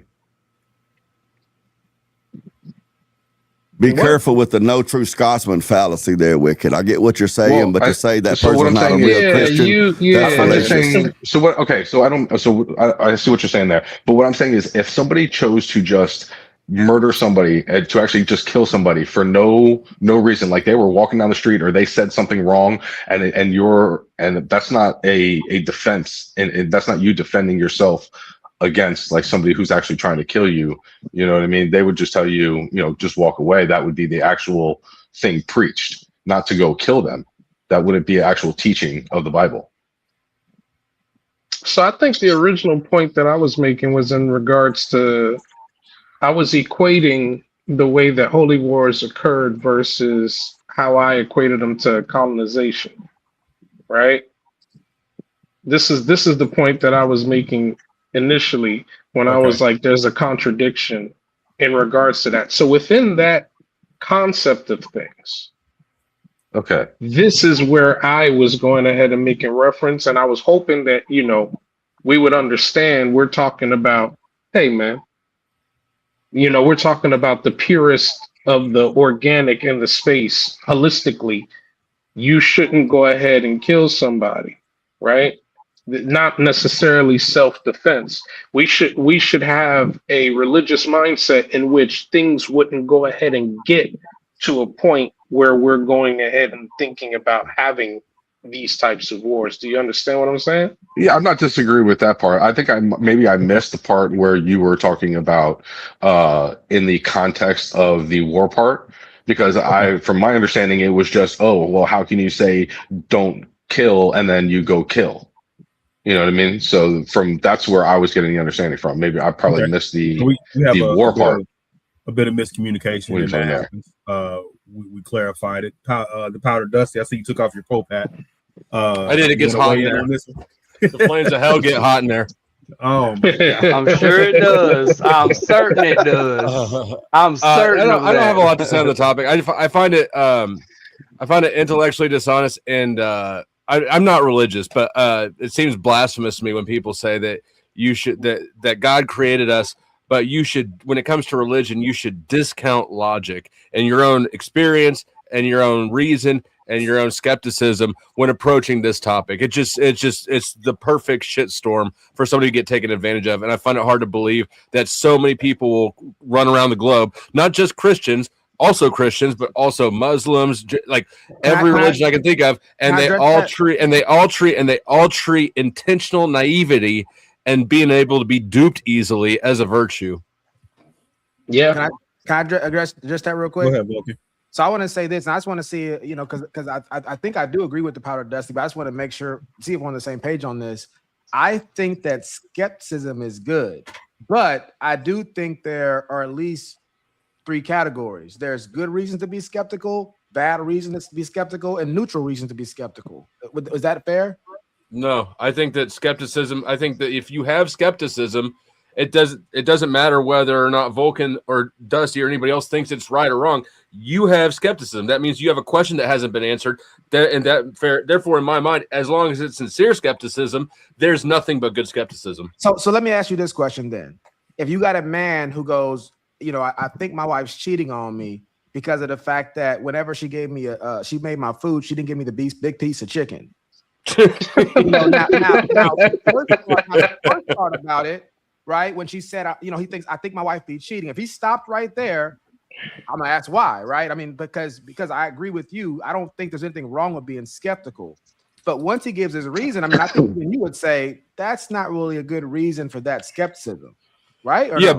but it's not our relationship and it's not our skepticism. So I mean, as long as it's a sincere skepticism, it might sound like a silly thing to us, but who knows? Maybe I'm not inside his relationship. He's obviously got that skepticism for a reason, and I think that it's worthy of being answered. Well, he may maybe in their wedding vow, she promised to always and forever give him the biggest piece of chicken. I don't know. Well, okay. So that's a slippery slope to live on. So every man needs to put that in their vows from now on. Yeah, so I would agree with, for instance, in this context right here with the piece of chicken right here, that he may still be right that she is in fact cheating on him, and just the chicken was a bad reason to be skeptical, right? I mean, that's what I would say. I mean, maybe he's skeptical because she saw him give her boyfriend the biggest piece of chicken. Well, yeah, there we go. Yeah, this is all hypothetical, Powder Dusty. Don't try to take it too far outside the hypothetical. Okay, I mean. So we don't. But but my response is the same. My response is the same. My response is the same. If somebody is skeptical for a sincere reason and they're not just being flippant as I am, then it's good skepticism, and I think it's worthy of being addressed, and it's not worthy of being just like, well, fuck you, believe it anyways. That doesn't solve anything. Well, how do you make a distinction between paranoia and skepticism then? How do you make that distinction between paranoia and skepticism? That's a good one. Okay. Well, it's not paranoia if people are actually trying to get you. I don't know. Paranoia served me. I think I would lean towards validating skepticism and paranoia. Paranoia served me well my entire fucking life. Consistency. Okay, fine. I'll back out. That's consistency. Mm-hmm. All right. Do they smoke crack? Because that's what I would judge the paranoia on. It was meth, but it turns out when you smoke meth, the people actually are trying to get you. The police. Yeah, exactly. And the meth dealer that you ran off on. We'd be looking through blinds for reasons. Hey, they would be looking for you whether or not you was actively on meth. All right, we hashed that out pretty good again for the flow of the show. I want to keep it moving. So we're gonna move Freshly. on to the next question. Yes, sir. If I could just say real quick, I kind of agree with Powdered Musty over there that hey, be skeptical. Be skeptical. Don't just sign on because mama said or grandmama said, or because you had a hard time in your life and you're really emotional and the preacher preached good and all that kind of stuff. Be skeptical. The Apostle Paul was going around rounding up Christians and having them executed before he became the Apostle Paul. So be skeptical. My issue when I get a little irritated is when people are skeptical because the letter J wasn't invented until this year and all of that kind of stuff. So be skeptical, but be skeptical for things that actually mean something, because the reality is I could call the Son of God, the second person of the Trinity, the Savior, the Messiah. I could call him Steve or Bill or Harry or Larry. If what I'm talking about is the Son of God incarnate, that was crucified, dead, and buried, and rose on the third day for the remission of my sins, that's what matters. Doesn't matter if my truck is red, white, blue, or green, if it's Ford, Chevy, Dodge, or Toyota, if it's a truck that'll get me from point A to point B, that's what's important, not whether or not the letter J was invented till 2026 or whatever. And again, if my people which are called by my name shall humble themselves and pray and seek my face and turn from their wicked ways, then will I hear from heaven and will forgive their sin and will heal their land. My name matters. A father of order operates in order. Otherwise, we've been utter chaos. So you think that somebody who is so precise in their order, that the seasons happen every time without fail, that your nails grow where they're supposed to grow every time without fail, does not have a specific way that he wants to be dealt with. You can do whatever you want long as you believe. Preach. Come on, yeah. Let's see how far that gets you. Do you know what? Let's see how far that gets you. Let's see how far that gets you. How do you know? How do you know what that? How do you know what that verse means, other than you think it means what you think it means? What said can be said for anything? Because anything. because not only am I a biblical scholar, but I study other belief systems too. For example, the What qualifies you as a biblical scholar? What because you don't know more answers than me. What you can't prove more answers than me. Because you can't prove more answers than me. I got a question. Other than because you say so. More answers. Because you can't prove more answers than me. Because you say so. What makes you a biblical scholar? Because you cannot prove me wrong. Because you can't prove me wrong. Of course I can prove you wrong, but you'll have to get out of your pulpit and get out of your emotions, and we can have this discussion. The Bible was a book about Hebrews. I'm asking you what makes you a biblical scholar. Hebrew issues in Hebrew, and y'all all talking about Greek. You made a claim. I'm asking you to logically defend your claim. Can you answer that question, DJ 2D? The question. The Bible was the Bible. Dang, ask the question concisely, just the question, so DJ 2 Deep can answer it. Other than because DJ 2 Deep says so, what qualifies you as a biblical scholar per the definition of scholarship? Okay, DJ 2 Deep, you got an answer to that? The same thing that qualifies every pastor to be a pastor, every deacon to be a deacon, because they operate in such fashion. So the things that hear me speak, you can go Google and research and do the due diligence and find the proof of everything I'm saying. Every single thing I've said, you can find it real fast. All of it. From the Machiavelli to the letter J to everything else I've said, you can find all of it. So just you. So just your opinion. I didn't say that. Google's my opinion. Okay. Books are my opinion. Your opinion. Scholars are my opinion. I'm trying to answer your question. If you'll shut up a minute. Okay. I didn't ask the question. Yes, you did. I asked you. DJ, Go ahead. I asked you what qualifies you as a scholar. You haven't answered that question yet, other than you have Google. Nothing. We can move forward. Because I have actual answers that you can find. Is my point. I have actual answers that you pulled out of your ass. Answers you pulled out of your ass. You type them up yourself and see what happens. Can I say something real quick? You type them up yourself and see what happens. Preferences. You say, and that means that you are. You can look them up yourself. You're making the claim. You're making the claim. It's your argument to defend, homie. Defend your argument. Defend your argument. I call that a concession then. Let's move on. All right, real quick. I call you a cartoon. Let's move forward. We're gonna go on to King David now. Your mama's a cartoon. Wow. Your ragged ass mama a cartoon, bitch ass nigga. All right. She was fat as hell too. She was fat as hell. And whatever you want to do, gentlemen, listen. It ain't hard to find nobody. This is we're not gonna do that, right? We have an intellectual discourse. Y'all let him talk like that. So that's on y'all. I'm gonna mute you real quick, DJ, so I can actually say what I was gonna say. Let's keep it above board. We don't need that. It's taking us off track. Let's stick to the topic. I don't even understand why we have to do that. If we're gonna continue on that, I'm gonna just kick you off the stream so we can continue. There's other people on the panel. King David, what you got, sir? So I got a question for you, DJ 2 Deep. It's something something else you mentioned when it came to being skeptical of Christianity, and you said something about the who Christ came for, and who are the people who are going to be saved or something like that. I don't want to misquote you.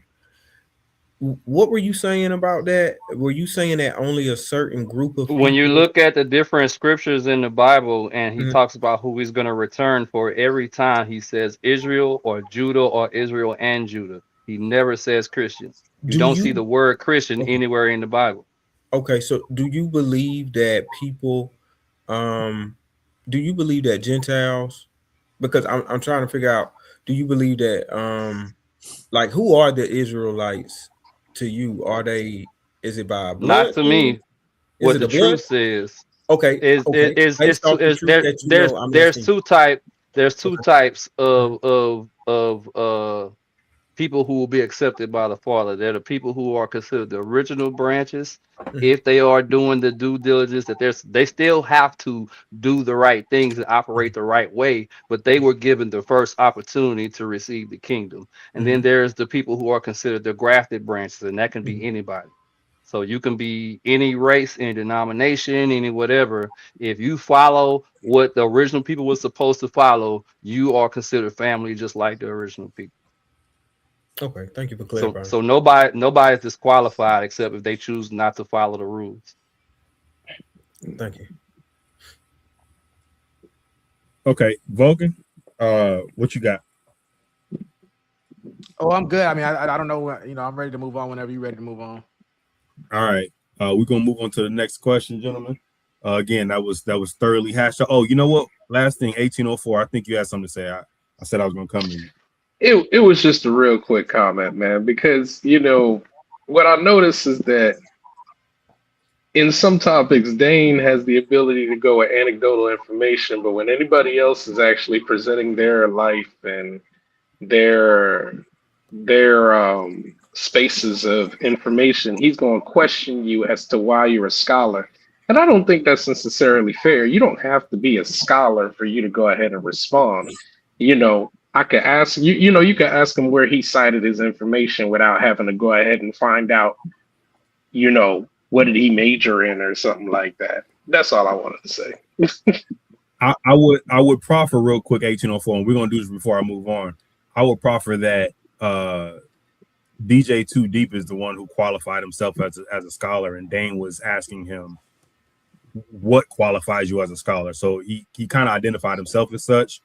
And Dane just questioned like, hey, what It's nothing. qualifies It's you as nothing that? wrong with asking anybody asking the question, but people who ask questions like that supposed to have some sort of a criteria other than I just want to create a circular argument. So you could just say, "Yeah, you are." His, No, you're his not. Yeah, criteria is you by are. the No, you're definition. not. You Real got to. quick, DJ Right, Too Deep. Just right. to clarify, his criteria was verbatim based on the definition of scholar, and we never got to that. But agreed, 1804. I think from a contextual standpoint, when we talk about intention, you should you I It's you just may want not to also know how have why. many to dudes It's are also nervous that I'm eating the hold on a biggest second. chicken.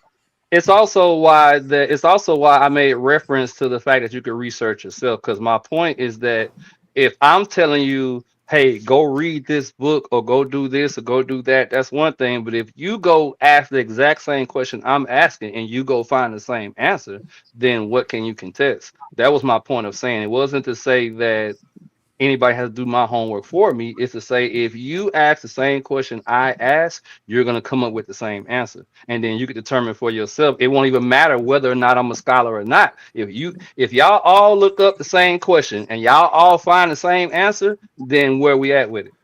That was You my made the point of saying that. claim.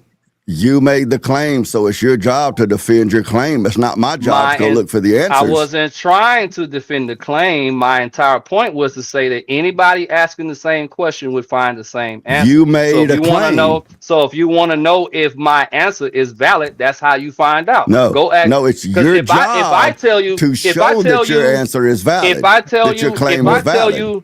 if I tell you go to this book right here, go to You paragraph 3 made and go the to line claim. 2, then You made I'm the claim. directed. I'm gentlemen, dot. I'm if we not gonna have a Yeah. Because let me just say I'm this not real over quick. talking anybody. I was the one talking. No, you're doing a good. You're doing a good job, Deep. I just want to say this. I don't know, maybe, and not correct me if I'm wrong, either one of y'all, but I think maybe at least on the show I try to make this distinction. There are some things that you can fact check. Like if I say Abraham Lincoln was the first president, you can fact check whether that's Exactly. right. Yes. But there's other categories like extrapolations. So people have their premises and their conclusions. And so, for instance, you can't necessarily look that up. So I'm not saying this means you're wrong or anything, but if you say, hey, look, how does the J make sense when J wasn't invented till here, or it wasn't created till here, but they're calling them that. That's more of an extrapolation, because whether or not J was created at that time or not wouldn't really decide the matter. It'd be like, is that relevant? Is that prove whatever you're trying to prove? I'm not saying it doesn't prove it, but just some things it's going to take more than just a fact check. It's going to be like, how did you deduce that? You see what I'm saying? And it matters because the Father is a Father of order, and the thing that most people, including some of the people on this chat, is forgetting is that the Bible is a compilation of letters written in Hebrew to Hebrews by Hebrews about Hebrew life. No, it's not. The word Lord was not in the original text. If you look up Lord in Hebrew, what does it mean? Here we go. We're gonna have a sermon again. If you look up Lord, I'm saying, so when you look up Lord in Hebrew and you find out Hebrew means Baal, and Baal is a manifestation of Satan, that's why that matters. Well, again, but this right here, I just want to make sure I understand. I'm not disagreeing with your conclusion right now. What I'm saying is that I'm just pointing out, and I don't know if you agree with what I'm saying, that it's a difference in fact checking somebody when they're saying this happened, like the J was created here, or Baal derives from this. That's one thing where you can Google search, and I think all of us will probably agree with you about that. But once you take that and go and extrapolate from that and say that means you shouldn't be doing this or you should be doing that, that's not a fact check issue. Now people got to look at how you deduce to get to there. You see what I'm saying? Because there's so many parts of the Bible where they say, call me by a name, or you know me by my name. My name is all through the Bible. Let him land his plane, because there was a follow-up to what you're saying. Categories of the conversation right here. I'm not disputing what you're saying. I'm just making sure you understand that that's why it wouldn't just be a quick look up what I looked up and then you'll get where I'm getting, because they may look up what you looked up, had the same facts in front of them that you had, but still come to different extrapolations with those facts. That's what I'm saying. I'm not disagreeing with you. I'm just saying you see how those but they may have a different extrapolation, but my point of saying that is that when you see, okay, this thing that he said is accurate, and then we could continue the conversation, understanding that now we both understand the same, at least some part of the same thing. You see what I mean? Okay, I'm with you. Okay, so you're saying that there's certain fact that you stated that somebody said that's not actually a fact. Right. No, what I was saying, what I was saying is that what I was saying, because anybody can find it if they look for the same question. But they might not get the same meaning, but they will get the exact same answer to the exact same question. So that's how they can validate in their own mind. They can go their own search. They don't have to use Google. They can use whatever form they want to use. If they ask the same question, they're going to get the same answer. That was the point. Okay, and you're saying once they've done that, then you can have the conversation. Then we can move forward more, because we both understand at least a certain part of the same thing. And then we move forward and we get another understanding. We move forward and get another understanding. I know we got to move forward, but I just want to ask you this. Was there a certain fact that you stated that somebody disagreed with so far? It was the point of what was the significance of the letter J? Why does it matter what it starts with? All that kind of stuff. That's what I'm saying. Significance is not a fact check thing. That's the point that I'm making. It is a fact check thing when you're talking about the Father, because he's telling you that he's a being of specific order, and he likes things done in a certain way. One of the main problems, he's asking me a question, and one of the main things that people mess up in this space with is they think that a being that is so precise and specific just says you can do it however, as long as you got love in your heart, you can do whatever you think makes sense, and that's just not how that goes. Including, are you using the right name? Are you doing the right? Are you doing the right? DJ, real quick. Go ahead. And I appreciate your input on this, but you keep kind of going into why you believe this stuff, right? I'm not the only one that believes it. Right. But no. But this is your understanding of the text, right? Mm-hmm. What you're proffering it as is absolute fact, but it really is. It's not my understanding. No, it's not my understanding. No one here has challenged what you are saying exists. The only challenge thus far, right? And I'm not taking a side. I'm just clarifying what is actually happening. The only challenge thus far is why are you qualified, or what makes you qualified, really, to say this is the truth, regardless of what you say, right? That's where Because I've done the research. Right. So you're saying that based on what you're saying is if someone else does the research, it's guaranteed that they come out, that they extrapolate the same point, the same understanding. They're going to find a majority of the same things that I find. They might have difference here and there, but the majority of it's going to be the same. They can find the same things. That doesn't mean they interpret them the same. And what you're doing right now is offering your interpretation. They draw different conclusions from it, basically. Right. It's not my interpretation because I'm not the only one that believes this. It would be mine if I was the only one that believed this. But DJ, unless 100% of people believe it, then it's y'all's interpretation. If there's someone else who has a different interpretation, a different understanding, a different perspective, because it's not fact, it's still up for debate, which is not a bad thing. We're saying no one challenged anything you said exists. The challenge was, hey, what qualifies you to say that the way you understand it is the way, the truth? Because I've done the research. Yeah, okay, so can I try this real quick? Okay. Say I do exactly what you said. I read the sentence, this is green, but I interpret the green as like forest green and you interpret it as neon green. Right? How do we know that it's not my color versus your color? We both read the same exact text, but how do we know that my interpretation from the majors? So how we do that is we separate the minors from the majors. So I don't get to decide which aspect of the conversation is important. The father does. But you do. Hold on. Let me finish. Do what I said. I'm trying to answer your question. So if the father says that the shade of green matters, then we need to dig into that. If the father say long as it's green, then as long as it's green. I'm not determining these things for myself. I'm determining them based on what I'm understanding of the father, and this is not only my understanding. There's thousands of people that have the same understanding. They're just not on this call. No, I understand, DJ. So what you said is what we're pointing out. When you qualify something as the way I understand it, that doesn't make it fact. Right? Can anybody prove it wrong? No, that's not how that's irrelevant. Facts work. By definition, don't that make it a fact? If can't nobody prove it wrong? No. So how do we know that 2 + 2 is 4? No one. Well, y'all, we'll be on this all logic. day. Like, this is real quick. This is a epistemological question. How do you know it's logic? Because you can prove it, right? Do you know the 3 laws of logic? We'll never leave here. What are the 3 laws of logic? We're about to move on right now. I'm gonna go through some comments and then we're gonna move on. Freshly. I just want to. I'm not going to engage with DJ, but if I could just say, because someone says something about Dane's anecdotal stuff, any claim that I make on this stream, another stream, or even in my real life, if someone wants to challenge me on why I arrived at that conclusion or whatever, please do. Please do, because what I will not say is for you to go look it up. And if I can't defend my argument, then I have to concede. So that's what I'm saying. Anybody wants to challenge what I claim, please jump on me with both feet. All right, I'm gonna go through some comments and we're gonna move on to the next question. I think we stepped on this one pretty good. Right Pro 1914 says, yeah, but in Semitic language at the time, words like Baal and Adon and El were generic ways to say deity. So yes, Yahweh was his proper and unique way. These other words were simply titles. He also, Right Pro 1914 also says Yahweh was his proper name. Who cares about the letter J?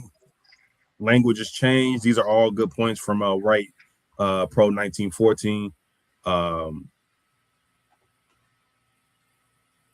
Please continue to watch the show. We appreciate it. We're gonna move on to the next question because I don't want to. I mean, we've already been here way too long.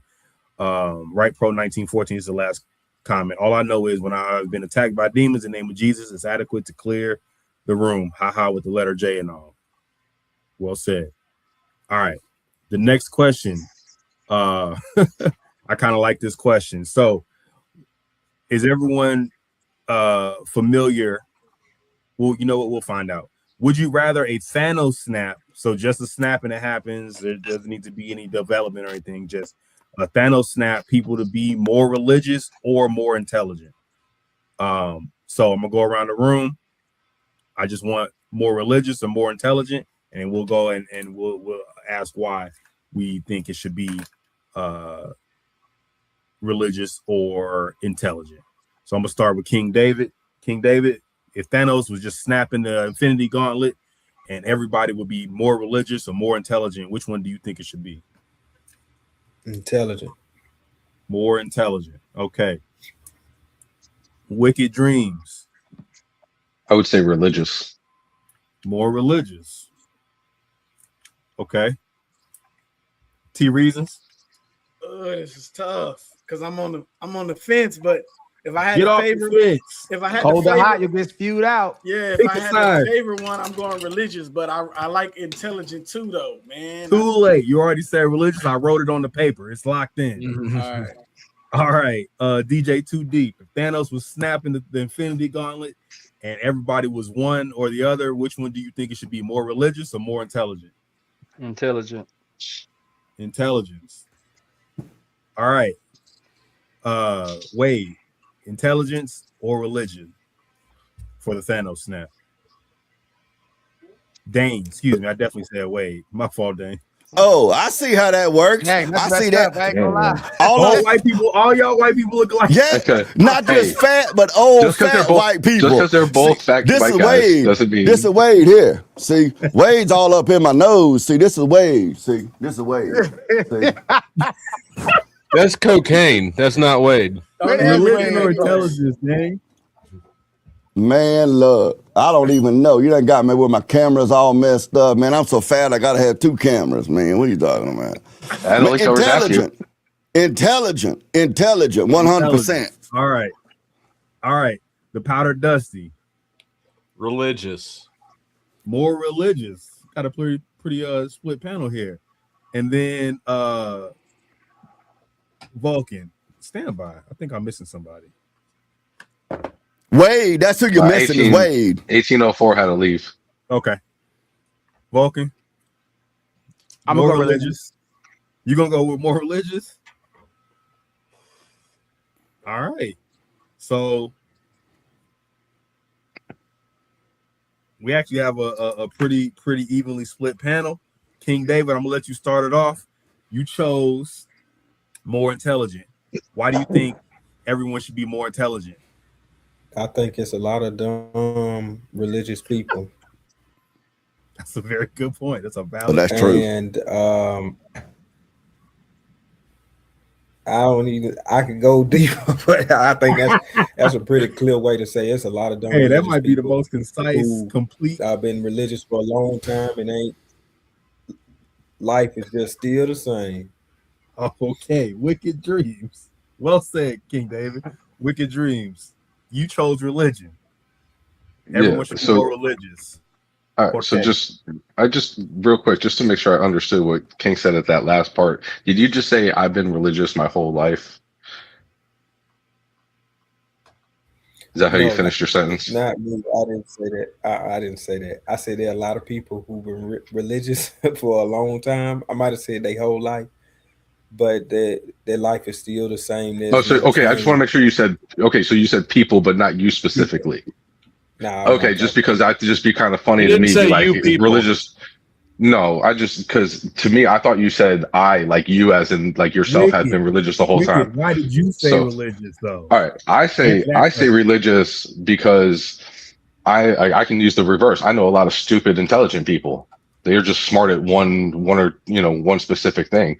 But as a general, I believe that actual religious people who are truly religious produce a better person than somebody who's just smart. Okay. What religion are you talking about? I would say just a faith in I wouldn't say there's a specific religion that would create a better person. I would just say a belief in a God of some sort tends to, not all the time, because there's always exceptions to the rule, but a majority of the time will create a better person overall. Okay. T Reason. You said religious as well. Yeah, because I think faith matters more. I think your belief in God is ultimately why we're all here. So I think it don't matter how intelligent you are. You know, you could be what's that one guy, the black guy who's like super smart. I can't think of his name right Neil now. Neil deGrasse. deGrasse Neil Tyson. deGrasse. You could be, yeah, you could be Neil deGrasse. Yeah, Vulcan too. Yeah, you could be that level smart and be way off base still. You know, I think biblical text, and I think having a relationship with God, and that is more important. Now, religion, I don't think people should practice like religion, like the ceremonious stuff that Catholic people do. But I think that reading and understanding the Bible and having that intimate relationship with God is more important than how smart you are. I would love to see a world full of smarter people. I hate when I get cut off, or I hate when I got to have conversations with Dane that are low IQ. But that's neither here nor there. That's a part of life. That's a part of the journey. We're going to have to take this journey together. So I think the world would be a lot better place if people were more religious, people read and understand the Bible, and practice the things that are in there. I think it would be better for society as a whole, humanity. Oh, well, real quick, T-Reason, I just want to point out, and I'm not going to harp on this. Are you referring to religion as Christianity? So the religion I practice is Christianity. So tracking, but not every religion, right? But I'm just saying, like, as long as you believe in God, I think that's the most important thing is belief in God. Which God? Your God? And the reason I'm asking there's only one. There's only one. To me, there's only one God. So T-Reason, I'm only one asking creator. Because the question says religious or intelligent. Right. Okay, so by definition, so you're kind of opening up to say that it could be like Buddhism or like. Well, that's what the question says. The question says religious. Yeah. So if you define it that way, then I would probably be more on an intelligence. Well, I don't define it that way. That's just the definition. Yeah. So if that's where the question is being defined, because obviously I'm gonna choose my faith as more important. You see what I'm saying? Agreed. Because I believe it's something that everybody should have. So if it's from this perspective of should everybody practice the religion and the standpoints and beliefs that I have, then I would say that. But if it's more so any religion like satanic or anything like that, like atheist or any of those things, then I would say more intelligent people would be the more ideal thing for Thanos to do. You know what I'm saying? If that makes any sense. Okay. Yeah, that's why I asked Wicked the same question. Like, what religion are you talking about? Because the question is important. Sometimes our interpretation of the question is a different thing, and you kind of deduced how I felt. Yeah, it's a broad scope. Right. It's like so you got to narrow it down. What is religious? And I was like, well, Satanism. Like, what are we talking about here?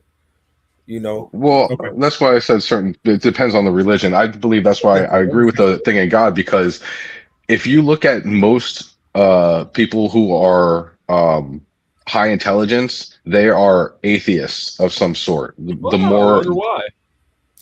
Hold on, man. Because they're stupid. Hold on. Like I said in the beginning. I don't want to get into that yet. Hold that thought. Wicked. Pause. We still got to get everyone else's why. Okay, real quick, DJ 2D. You answered intellect. Why do you think everyone should be more intelligent? Because religion, like a lot of things, is a social construct, and a lot of people, there's two buildings that people check their brain at the door, and that's church and the hospital. Yes. So when you don't have a certain level of intellect, and even let's say the title God is a title, it's not a person, not a being. The creator that we follow has an actual name, and we don't know, well, most of us don't know his name because we call him God. That's why y'all got confused when you said religion. You had to say what religion, this and that, when the Bible calls it the way. Two things together, we on a new. Yeah, well, you asked me a question, I'm giving you my answer. I did. So this is my legitimate answer. It's not me trying to be facetious in any way. So when you say God, think about it.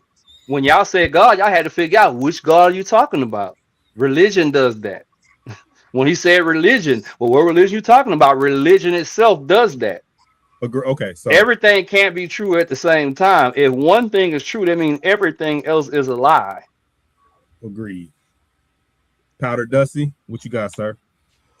I said religious. I think it's interesting that the people who also said religious, I'm not religious, but the people who said religious and actually sincerely believe that are implicitly acknowledging that religion is a lie, because if they believed that religion was the truth, they'd have been able to say more intelligent, and people would have ended up at the same spot because the truth would be aligned with reality, and so intelligence would lead them to a religious conclusion, but it does not.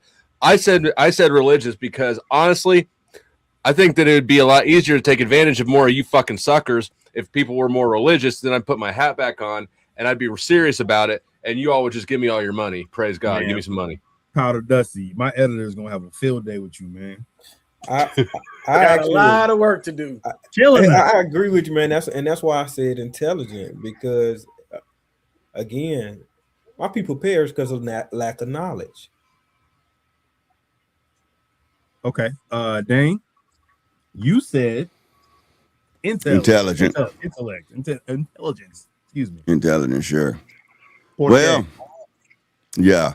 And the reason one of the reasons, many reasons, but one of the reasons I said more intelligence rather than more religious is such a loosely defined question, a word. So we really had to work out the semantics of it. Like you tried to ask T-Reason earlier when you asked him if he meant Christianity when he said religion. And instead, he answered a question you didn't ask. But that's what feminine-minded, feminine-thinking people do. They answer questions that you didn't ask, and they think they actually answered your damn question.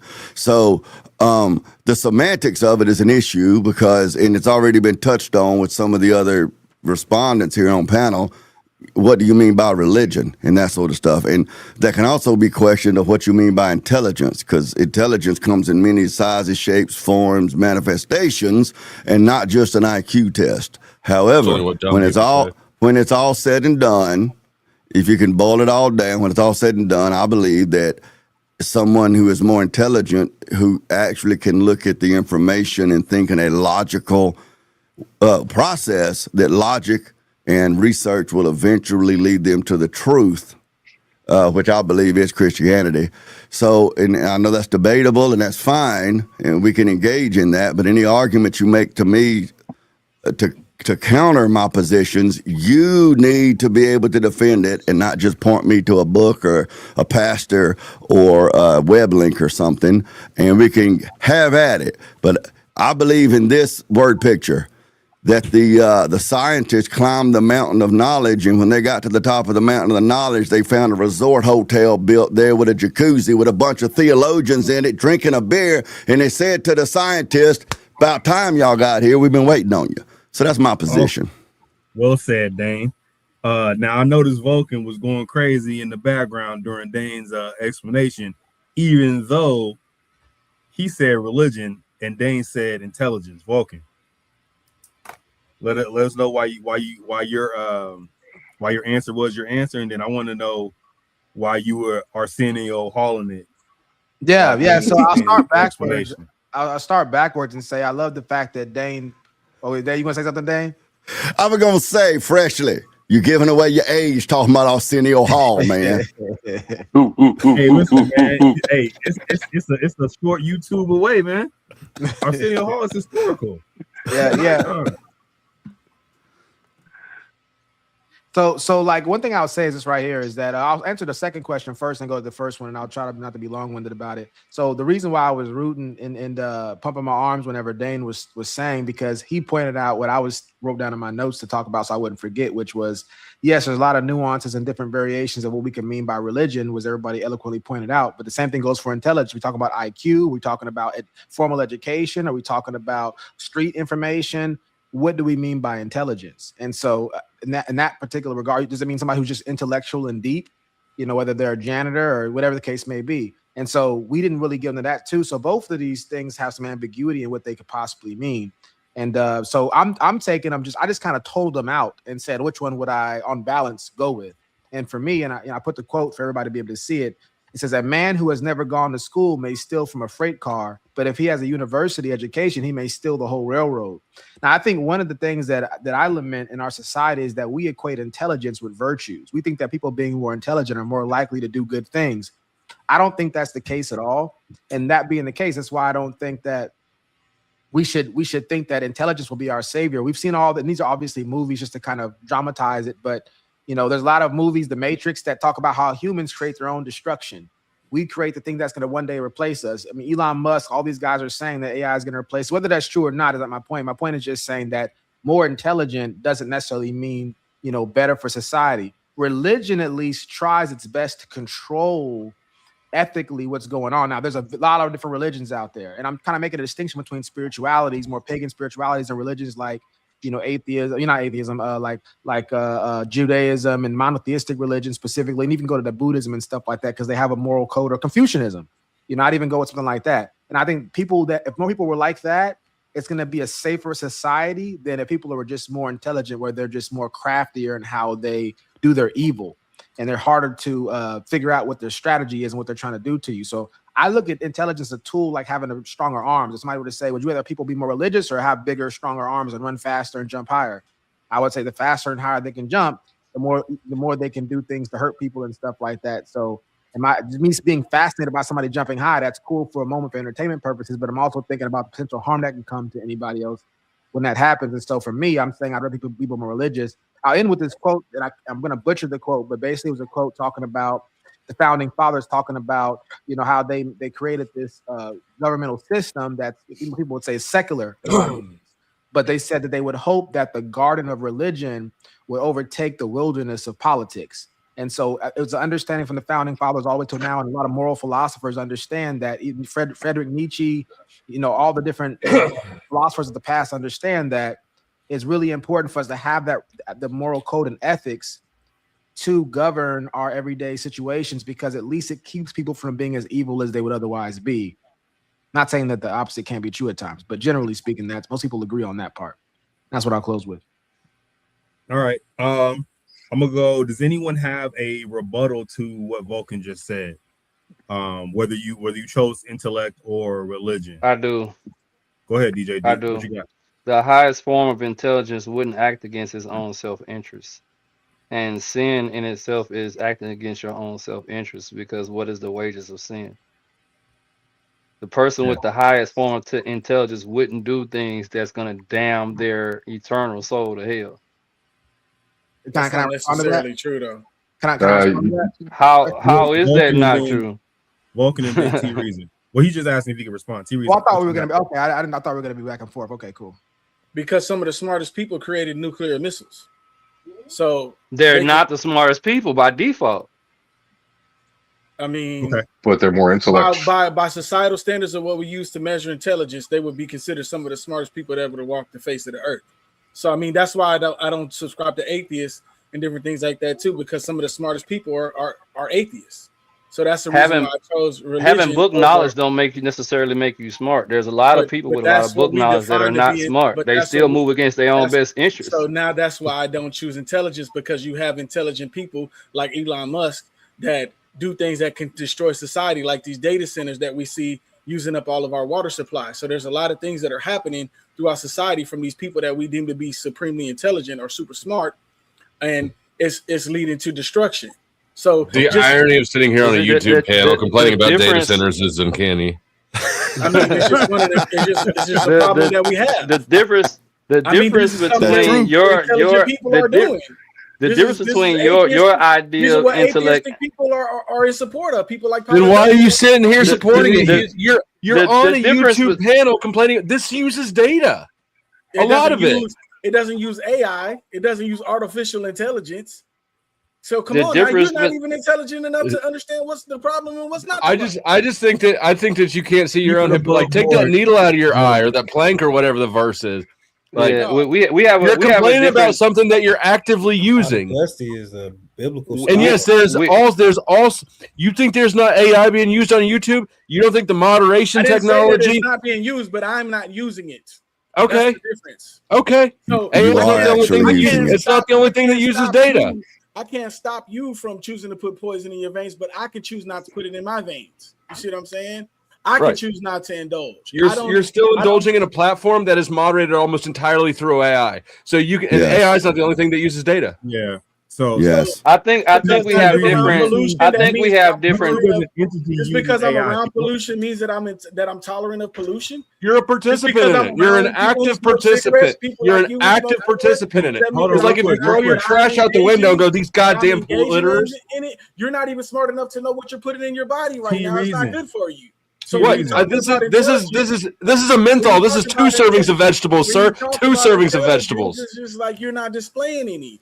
So what are T-Reason. you talking about? T-Reason, real quick, just We so have you we know, have different definitions of intelligence. and In that my was definition Vulcan of and Dave's point. intelligence, a person that would knowingly create something that destroys the earth that you have to live on can't be that intelligent. That's not true. That's just not true. How You would have to have a is certain it level so? of smart Is it to in? create said thing. It requires a certain It, level of intelligence to create said thing. This is why it God is is the it only way and intelligent? not intelligence. This is It why it God doesn't. This is why the is Bible it? doesn't tell you. This is why the Bible doesn't tell you become the smartest person on that you can be. Look, Does the Bible tell everything. you to So do that? it So don't if you say want get to the talk about the understanding. Father, It don't like say what get you the just said, you understanding. want to talk about the It Father. don't You say want, get the I never finished understanding. my statement. I never finished my statement. You Go jumped in. ahead. Yeah, thank you. Somebody was talking to me before he jumped in, but go I ahead. agree. I was T-Reason, responding to both of real y'all. quick, T-Reason, Go ahead. make the statement and then let DJ Deep respond, and then we're My gonna go to statement Vulcan. is that an intelligent person can cause self-harm even though they're smart. This is why the Bible, the thing that he's a theologian, that he said he's a scholar about, it doesn't tell you to become the smartest person. Where in the Bible does it talk about how the importance of intelligence? Where in any scripture does it talk He about just that? quoted it No, to no, you. don't ask the question, T-Reason. Is that Proverbs the statement? 4:7. Wisdom is the principal thing. That's The not principal intelligent. That's thing. not intelligent. Therefore, That's something get totally different. with. So where does intelligence? Where No, does wisdom come from? not doing a Intelligence mistake. has no No, no, place no, in no, no, no, wisdom. no. Wisdom comes from making a mistake multiple times and learning from it. It doesn't Wisdom come is from applied wisdom. intelligence. It's applied intelligence. Whoa. Trials and Yeah, Wisdom is nah, what? bro. You are we Implies going to can go what? down a Intelligence is rabbit making a bunch of stupid hole of mistakes. You can semantics listen here? to We somebody can't Is all it? do Exactly. it at the same wise. time, gentlemen. Every We can't all do it conversation at is the same time. semantics. Every Is last there? It's conversation is that's semantic. They are you. all You heard one semantic. word. You heard It's one word. What experience. I'm asking is, It are has we nothing going to to do go with down a it. rabbit hole about semantic differences, or can we agree We're on on a the podcast. semantics? That's the whole point of us being here is to go I down the wasn't rabbit really hole. asking you. I was asking the moderator, No, because we're what we not. have right now, You freshly, is didn't like what. specify. It's what, if you'll shut up The a minute, I won't have ambiguous. to specify. You're a guest just like me. Why don't you know your role and shut your mouth a minute? We have Why about don't you 3 or know 4 yours? different. Shut your hole. Go ahead to DJ Too Deep. Get it all out, pretty girl.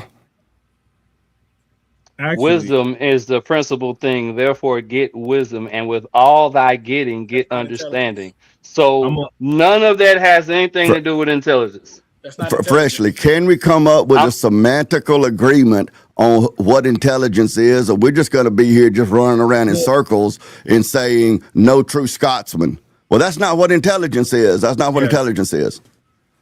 We can go by the definition of what intelligence is. Before we do that, though, because semantically, there's 2 different words. So intelligence is not synonymous with wisdom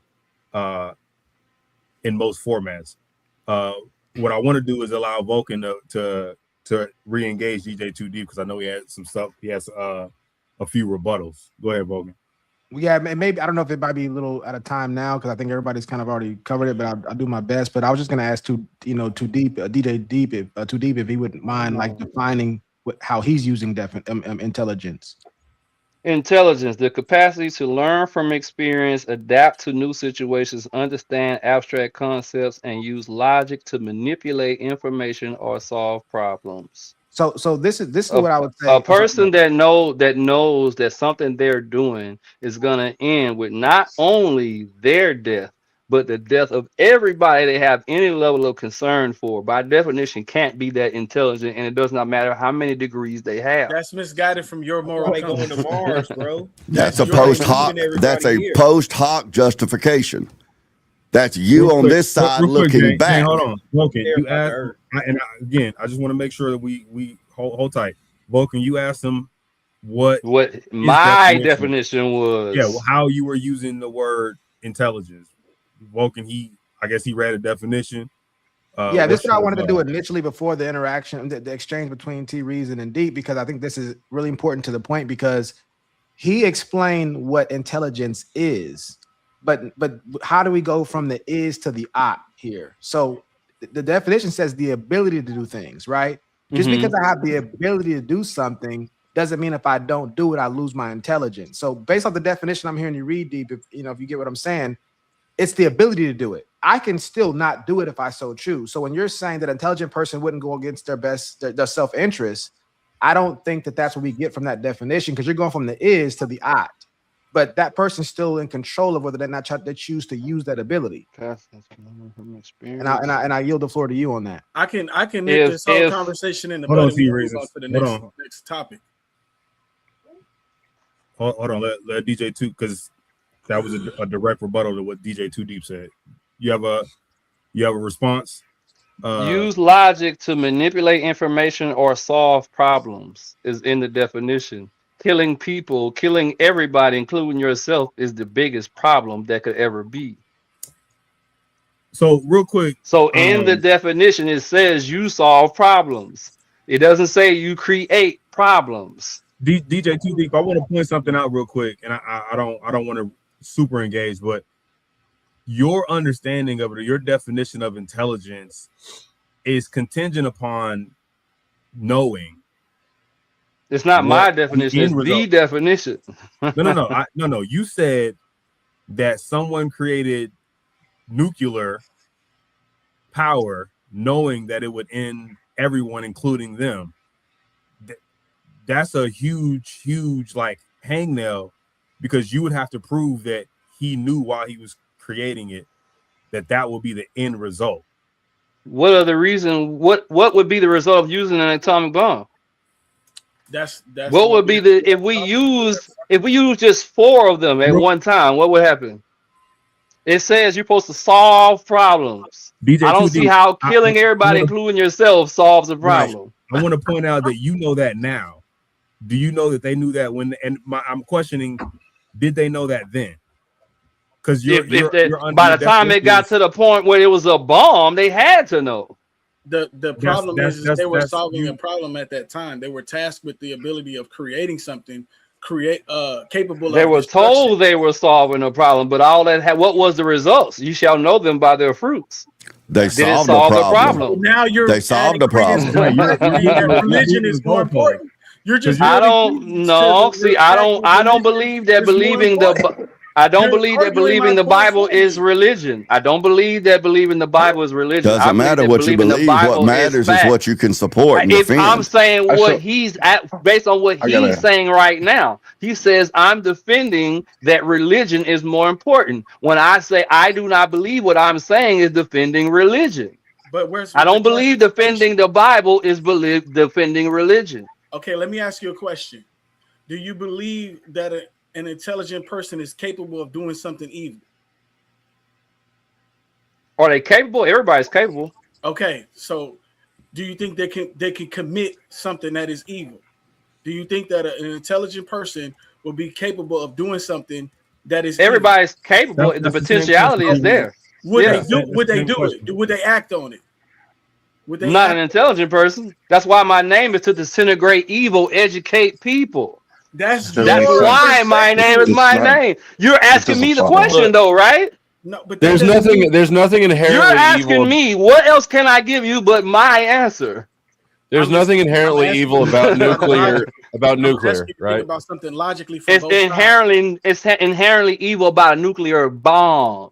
So nuclear itself, no. When you said I'm gonna make a bomb out of this to destroy people, and I can't even tell you the long term. But we're just talking. But the tool itself is agnostic, right? That's an energy. We're just talking about a massive energy source that can be used for good. It can be used for bad. But you're right until you attach bomb, which is what he said. If he just said nuclear, then you'd be correct 100%. But he said nuclear bomb. Right. But the development of nuclear, right? The development of nuclear energy, which is what gave us the bomb, is not necessarily a negative or an evil thing. You're right, but he said nuclear bomb again. He didn't say nuclear in general. He said nuclear. If he would have said, hold on, let me finish, please. If he said nuclear, period, then I would 100% agree with you. But he said nuclear bomb. That doesn't make any How sense. does that make the person not intelligent? Like, how does that do? Because in the definition of intelligence, he solves problems. How are you solving problems? By killing everybody, including yourself.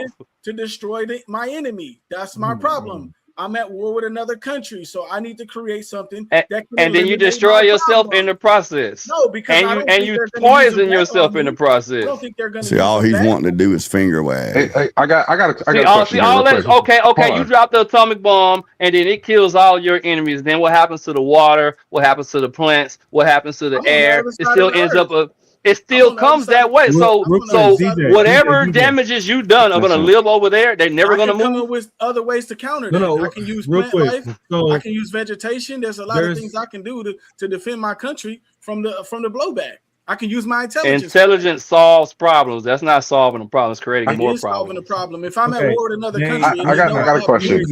Hold on. Look, T, hold on a second. Let me get to Dane real quick. What you got? Thank you. Am I answering a question or am I offering a rebuttal, Freshly? Which would you like to do, sir? I would like to ask DJ Too Deep a question. Would you say, DJ? Well, I'm the man tonight. Go ahead. No, not really. Would you say that you have respect for what's sacred?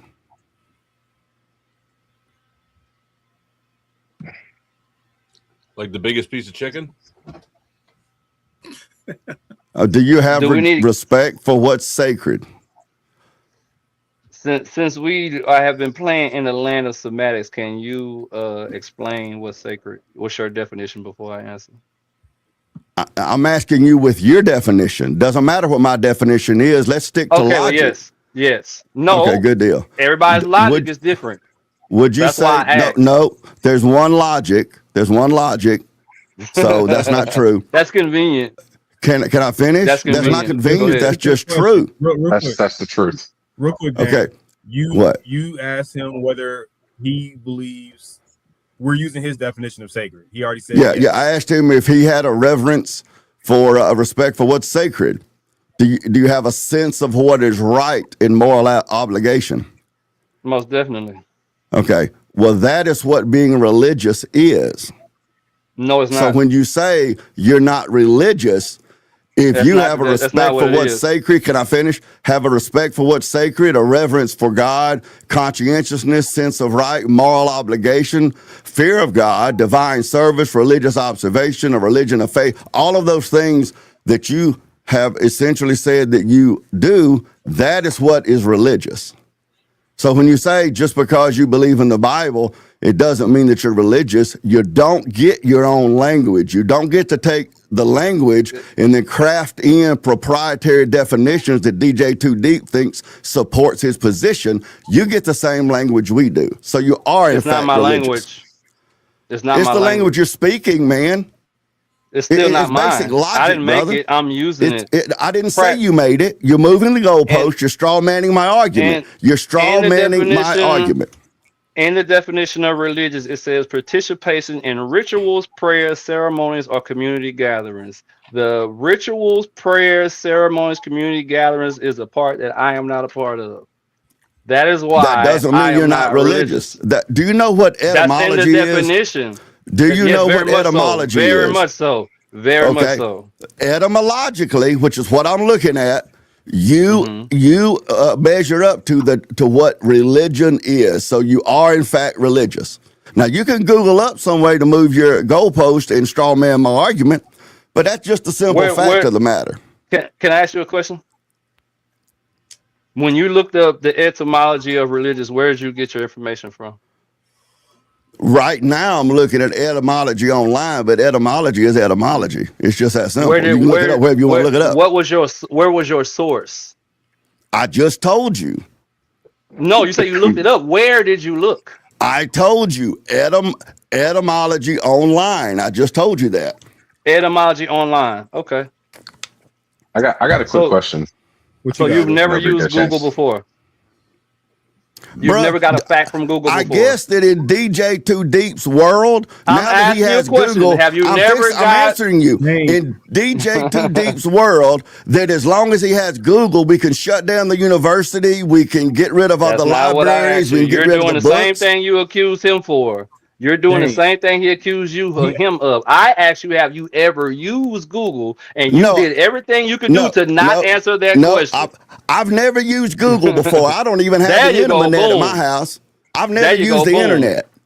There you go, boom. I've never used the internet. But look here, there you go. I could have never seen the internet in my life. You are still a religious person according to the meaning of the word religion. So you can keep coming up with this. Have you ever used Google before? If you want to, ultimately, you are in fact a religious person according to the meaning of religion. No, you don't get your own language, man. That's what women do. Women want to come up with proprietary definitions. It's not my own language. It's not my own language. Before we move forward, I want to let y'all all understand. I read all the rules and guidelines coming in here, and this guy has been line stepping all of them, and y'all not checking him, but y'all checking everybody else that responds to him. Cry more. Cry more. You see what I'm saying? We're keeping it above board for everybody. It's okay for him to offer his penis and all kind of things, but it's not okay for us to respond to it. We're tripping. We need to be muted when we respond to it. But I read y'all's guidelines. Offer you my penis. I just told you he's been stepping over y'all's guidelines the entire video. Okay, DJ, you the entire video. Are you set in your belief? You want me to respond to that or no? No, you can respond. I've been talking to Dane the same as I've been talking to everybody. I've also muted him several times during this pod. I did cry about that one time too. I did cry about that when you was muting. I don't mind being muted. I mind being muted because he's still talking. That's exactly what you did. I don't mind being muted. I mind because he's still talking. You realize you're complaining about what Dane's doing while doing the exact same thing Dane is doing. Yeah, I am. That, right? I am. Wicked. DJ, respond to me. Am I not keeping it across the board? Have I not gotten on him like I've gotten everybody else? I haven't been muted at all because I'm better than everybody. You smell bad too. I can tell by looking at you. I'm second best. That's up for debate. Out of all the different angles that everybody is taking, everybody's approaches, everybody else's approaches have been with some level of respect, even if they strongly disagree. The guy right here, I can't see his name. The light skinned guy with the glasses. We had a strong disagreement, but he was still respectful. I was still respectful. I'm just because again, what you consider respect is your own. I'm asking you if I've addressed everyone across the board. This guy gets to go on tangents, and when you play it back, everybody's gonna see that. That you're right. It's live. So pretty much everyone's got their time to shine. Some people have gotten less. I haven't disrespected anybody. I've only responded to disrespect. I understand what you're saying. I've addressed everyone across the board. That's all I'm saying. I've addressed him when he's done it. I've muted him. I've muted you. I've muted T Reasons. I've muted Wicked. Everyone's getting addressed. Only one person has been disrespecting people. More. By your definition of disrespect, and guess what? It's that person. Your perspective is very objective. We're gonna move on to the next question. Or actually, we're gonna move on to some comments.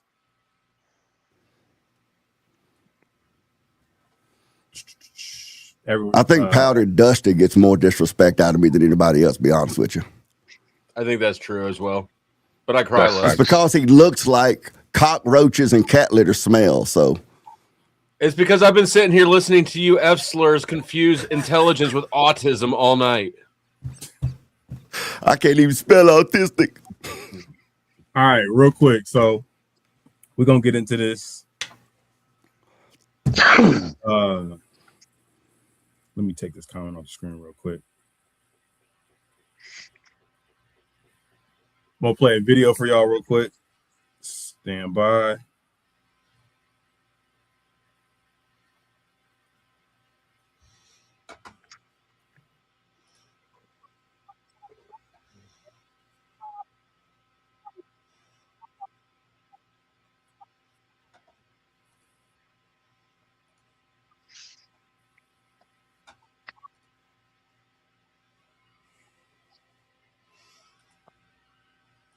That's muted.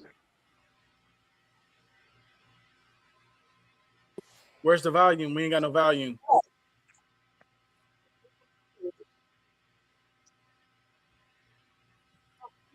Can y'all hear it? I don't think we got it. I can't hear nothing either. I can't hear it either. Can y'all not hear it? No. Yeah. Press the little mic thing in the corner at the bottom. There's a little mute thing on the screen. You got to press that little thing by her side right there. Yeah. Little mic thing in the corner at the bottom. There's a little mute thing on. Stand by.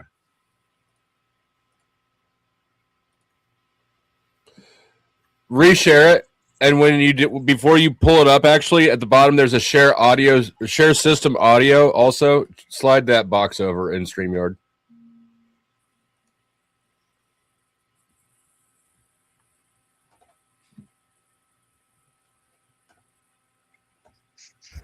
Dun, dun, dun, dun, dun, dun, dun. How's y'all small pieces of chicken? Man, I'm upset you over here eating pizza. You ain't offered nobody a slice or nothing, man. Bro, look, my fat ass ordered 2 pizzas. Damn. Like, I drank all the Coke, basically. He was doing. Can y'all hear that? I thought you asked me Henny for a second. Here we go. He got caught in the orgies and all kind of other stuff that the government was tracking him. He was doing all kinds of stuff. You know, that man supposed to be a pastor. I know everybody ain't perfect, but brother, you doing that and you supposed to be Martin Luther King? Oh, yeah. I mean, it's on record. I mean, you can hear Vince Ellison talking about this in the documentary. He's on record talking, he was abusive toward women. The night before he was assassinated, he had committed adultery twice and was physically abusive to a woman. So that all happened like in one night. Like that, one night, the night before he was assassinated. So, and there was even, some talk about that he needed to be brought under control. They were looking to replace him because his activity was so nefarious. So he had really, this was not a person who was a man of God. He was not. The church and the Bible, and whenever he chose to insert God, it was a front. It was he got caught in the orgies and all kind of other stuff that the government was tracking him. He was doing all. So the question is, based on this video, was Martin Luther King a fraud? Like before, we're gonna go around the room, yay or nay. We're gonna come back around and ask you why you think so. King David, we're gonna start with you again. Was Martin Luther King a fraud? Why are you gonna do me like that? That's crazy. I know he ain't finna call me first. I done played Martin Luther King twice. Just so I had a dream. So I mean, he did get popped. So he ain't fake for getting shot. He really did. That's just how I'm gonna answer that. So how I'm gonna answer. So no, dog. He's not a fraud, bro. All right, Wicked. Move on. King Bro, you gonna have to come back. Yeah, Wicked move on, Dreams.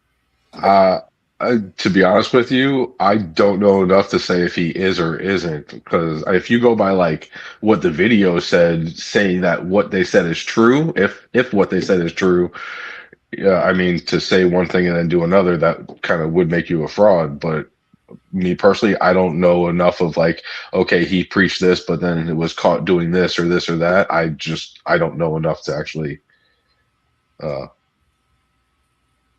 to give you a reasonable answer. Okay. See a reason?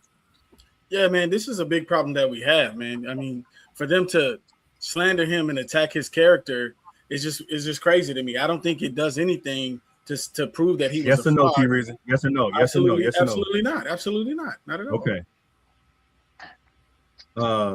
The Powder Dusty, Martin Luther King, fraud or not? No. Okay. DJ Too Deep? No. Dane? Of course. Just to be clear, you did say of course, right? Yes, I'm sorry. I need to be more clear. Yes. Okay. And Vulcan, yes or no? Is Martin Luther King a fraud? I'm gonna have to go no on this one, man. This gonna be fun. This gonna be fun. This is gonna be crazy. Dang. You the only know, and I don't know. Yeah, I don't think he is, but I don't. In 90 seconds, Dane, tell us why you think Martin Luther King Jr. is a fraud. Well, there's a lot of stuff to cover that we don't have enough time in this podcast to cover extensively. But, I mean, the whole story, for instance, they claim he was a Christian pastor. My understanding is that none of his sermons even talked about Jesus or the gospel or any of that sort of stuff. It all talked about social structuring. He was a proponent of liberation theology. And he was also, Martin Luther King was actually born Michael King Jr. His father, Michael King Sr., went to Europe. He was a part of a socialist youth convention where he learned about Martin Luther and the effect Martin Luther had on the Catholic Church. He came back to America. I have a dream, actually, had a dream, a plan on doing to capitalism and to American society what Martin Luther did to the Catholic Church. He changed his name to Martin Luther instead of Michael, changed his son's name then to Martin Luther King Jr. Dr. King, most of his speeches were written by Stanley Levinson, which was a communist Jew that was was really his top advisor. I mean, I could go through a whole bunch more information. For me to say that Dr. King was a fraud is not to say that the civil rights movement should not have happened or that segregation and such should still be here today. Dr. King himself, yes, believe he was 100% fraud. I mean, I can do like DJ said, I could bring up Google and get all the stats. I don't have those in front of me. But yes, he was a fraud, as were most of the supposed national civil rights leaders like Al Sharpton, Jesse Jackson, and going on down the line. They were all frauds. Who appointed them? Who decided that they were black leaders? I've never heard of there being any kind of convention for black people to choose their leaders. They just pop up in the news. Rosa Parks, that whole, she was not tired on the way home and didn't want to give up her seat. That was planned. But the first woman that was planned to resist moving her seat, she came up pregnant out of wedlock. And in those days, that was horrible. So they called her and they got Rosa Parks to do the role because that was itself staged. Just like today, when you look at the news and people want to protest one thing and not protest another, and it doesn't seem to make much sense. It's all staged and coordinated. Yes, he was a fraud. Okay. The Powder Dusty. Let's do this. You said, no, he's not a fraud. Let's get your explanation. And then if you have a rebuttal for Dane, we'll go there. Okay, well, let me just go. My answer is mostly based off that clip. I don't think that clip demonstrates he's a fraud. It proves that he's a fallible human. I think that he really was fighting for a cause. I think he really was a pastor. I don't know if he really believed his shit or not. I will say that actually kind of to support Dane, I think that the civil rights movement was and still continues to be in a large part co-opted by communism. Because the class warfare in America doesn't grip as well as the race war does. So I think that Martin Luther King was legit. I don't think he was a fraud.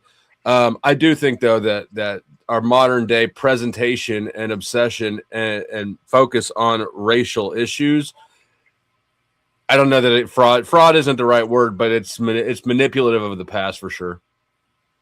Okay, well said. We'll go T Reasons, and then we're gonna go DJ 2D. Yeah, I was responding basically to the video, and what I seen in the video, I didn't see anything that could prove that he was a fraud. It just all sounded like hearsay. You know what I mean? It just sounded like slander, like a personal attack or ad hom. You know, they were talking about events in his sexual life that had nothing to do with his actual movement. So I don't see how that could expose him as a fraud or make anybody look at him any different than what he was. I mean, he was a human. Nowhere in any of his speeches did he say he was a perfect person that was infallible of any type of mistakes or anything like that. And it sounded like Dane was speaking from other knowledge that he has about Martin Luther King, but none of that was displayed in the video. So I can't really speak to any of the additional information. All I can say is that they were just trying to attack his character and not really attacking his message. And that's what I found a flaw in or a problem with. Okay, well said. DJ 2D, what you got, sir? You I want you to go over your why you said no, he's not a fraud, and then if you have a rebuttal for anybody else, you can go into that. He's not a fraud because he's an agent. His entire job was to bring communism here and mask it like freedom. Damn near everything that Dane said is 100% accurate. And he also left out the fact that what is her name? Rosa Parks was an Eastern Star. And everybody that's a part of that process was either an Eastern Star or otherwise an agent, just like Al Sharpton. The day that he got assassinated downstairs, he had what everybody in his circle called his second wife. And he beat the brakes off of her because he was having sex with somebody else while his second wife was in the same Lorraine motel. And then he went upstairs and died. No. Everything just like with the stuff that he's saying, all that stuff can be looked up. So I mean, if you present yourself as a pastor, but you can't find any evidence of him ever actually speaking about scripture in the church, if you position yourself as a leader and you keep referring to and quoting from communist doctrine, when you look in his past in school, he was big on communism. When you look at all the people that was around them, they were all either Masonic or in a frat.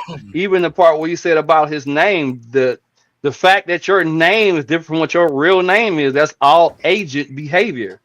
Everything that was done, and not only that, but I'm gonna land with this. We were actually in a better position before the civil rights movement, because before the civil rights movement, if you look at it statistically, we were moving up. But then soon as civil rights came across, then all of a sudden the white ice was colder. And we wanted to have so much of what when you see videos or pictures of lynchings, right? What they don't explain is a lot of time when you see those pictures of lynching, the people on the end of that rope, they was there because sometimes they were teaching other black people how to read, or they were teaching black people to stand up for themselves, or they had a black-owned business that made more money than the white counterparts because the white people had this dispersed amongst, let's say, barbers. You got 10 white barbers in this town. They got to split up all the money. There's only one black barber. They all got to go to him. There's a lot of situations. Even Claude Anderson speaks about how they had the black-owned bus lines and all this other stuff. Okay. He's the person that made power numbers. I just want you to wrap it around to how that makes MLK. Well, you said he's not a fraud. I want to make sure we bring it back to that. He's not a fraud because he's an agent. Dane, but you think? Yeah. Do me a favor. Where you agree with Dane on the information about MLK? So Dane thinks it means he is a fraud. How do you think it means he's not a fraud? Can you focus on why you differ to Dane on the whether he's a fraud or not based on that information that y'all agree on? Because I believe a secret agent is a real secret agent. If you don't know he's an agent, he looks like a fraud. Okay. So this is like full circle. Coming to you next after Dane. Dane, what do you want to comment on that? Yeah, all I was going to say to DJ up here two things. Number one, this is an example of what I was trying to touch on in the last segment, that he and I are looking at the same evidence, and we agree on that evidence, but we're drawing a slightly different conclusion. I just want to point that out. Number one. Number two, DJ, look, we already set the boundary so far in the stream that you and I do not agree with one another. So you can't be swapping it up now, okay? if we're going to disagree, we got to stay on our own side of the fence, man. Now you're talking stuff that I'm going to agree with. I don't know how to behave, man. You finna have another T Reasons on your hand. Oh, no, I can't handle but one T Reason. I only care about truth. So if the truth puts me and somebody on the same side, I'm with that. And I'm the same way, man. I'm the same way. Yeah. Y'all are twin for real now, man. I'm the same way. That's why I'm saying let's get in the octagon. Let's beat each other up with logic. And at the end of the day, we'll end up where truth's at. Hey, I'm with you. I was about to ask you for an address. Squabble up. You might have lost your sparring partner, T Reason and Dusty. No, I'm just enjoying the show. I got my popcorn right here. I work out every day but Saturday. I thought it was kind of funny that they had the same stance, but he's saying that he's not a fraud. You clearly are saying he's a fraud. And I think that in order for people to understand what you're saying, you should refer to him as a fraud. You shouldn't refer to him as an agent. You should actually, it's the same thing. Calling him an agent is the same to me as calling him a fraud. You got double agents. We're getting up James Bond. Yeah. So that's a fraud. I mean, honestly, you know, he's right in what he's saying, but I think that him and Dane should be on the same side on this one. They should both see him as a fraud. Wicked Dreams, what you got, sir? I think you can go explain because you also said no, you don't think he's a fraud. Go into that. Yeah, I mean, so I don't know enough about him to even know, whether one thing he's saying, one thing's not. But my main point was literally about what Dane just said, and T Reason literally just stole the words out of my mouth. And it's fact because he just left the whole panel because he just got hit with the hard truth. Exactly what Dane just pointed out. I don't know, but I know, but I'm just saying, how you can have the two different point of views when you read one thing, which is what I'm trying to understand, is what we brought up before. How is it what Dane is right and what you're reading is right, but you both have two different interpretations, and you read the same exact thing? This is where I'm getting a little trying to understand of how is it one thing one way, but one thing the other way when you're both reading the same thing. I'm with you on that one. Okay. Well, we could both have a little piece, understand a little piece of the truth. I could understand part of the truth. He could understand part of the truth. And so through the discussion and logical engagement, we could kind of work together and sort that out. I mean, it's not unusual. Evolutionists and creationists do the same thing by and large. We look at the same evidence. We come up with different conclusions. So, if I were to challenge DJ, I would ask him if King were not an agent, but still everything else was true, would he be a fraud then? Like if you remove the claim that he was a government agent or whatever, if you remove that, would he be a fraud then?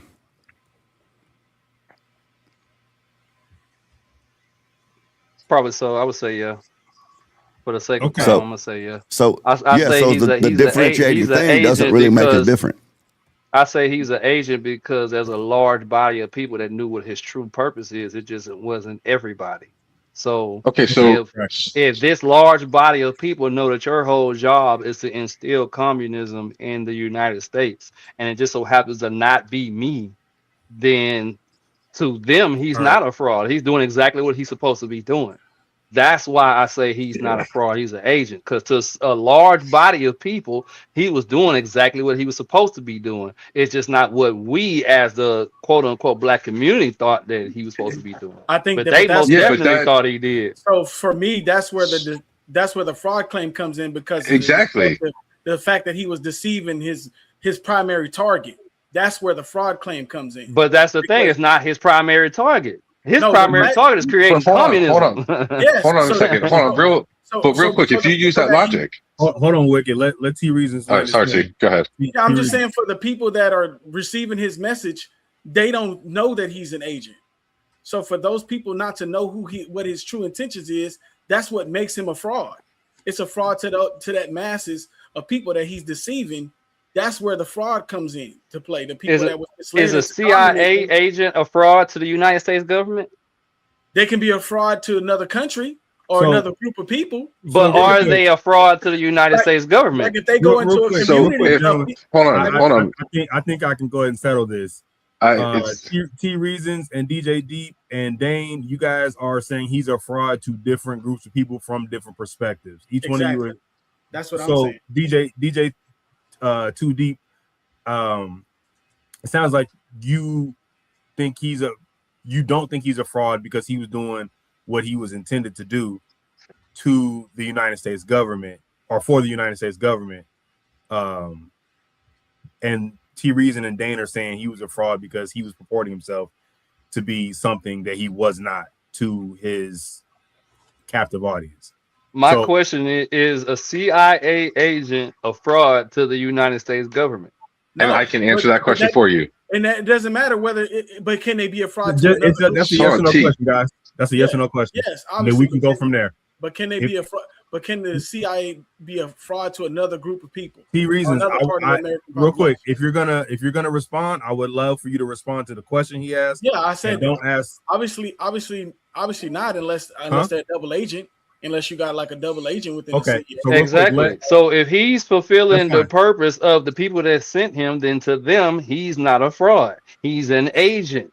To the people he's miscommunicating to, he might be considered a fraud. But again, there's a large body of people that consider him. He's an agent doing exactly what we need him to do. So is it fair to say to use your own logic against you? I'll be real short. I'm gonna let y'all cook. Would it be fair to say, Deep, that he's a fraud to most and an agent to few? Or to the rest? I would say he's a fraud to the unaware. He's an agent to the aware. But I mean, I'm saying numerically. Oh my God, that's so. But numerically, would you admit that he was a fraud to most and then an agent to the rest? Yeah, you could say if you put things in a certain type of framework, anything could be made to look true, but that don't make it true. If you keep adding aspects to the question until you get the answer you want me to give you, then we could keep doing that. Real quick, would you say that's true that he was a fraud to most? Real quick, he already said it's both. I'm happy to concede. I'm happy to concede the question. I could concede that he wasn't a fraud because he may have been an agent. As long as we agree that he was up to his own devices, hey, I'm happy.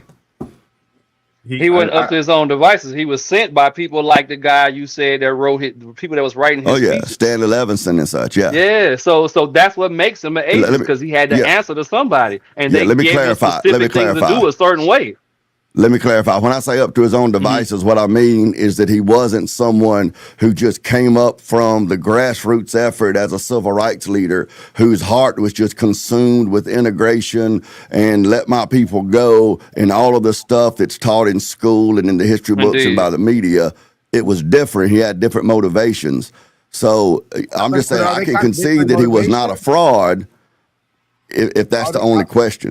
But I guess my question for y'all would be: are they contradictory? Goals? Can all that exist in the one person? Yeah, they two things can be true. I'm asking. That's the question I'm asking for the panel. Just so we know, I already answered that question. Yeah, but so here's the thing.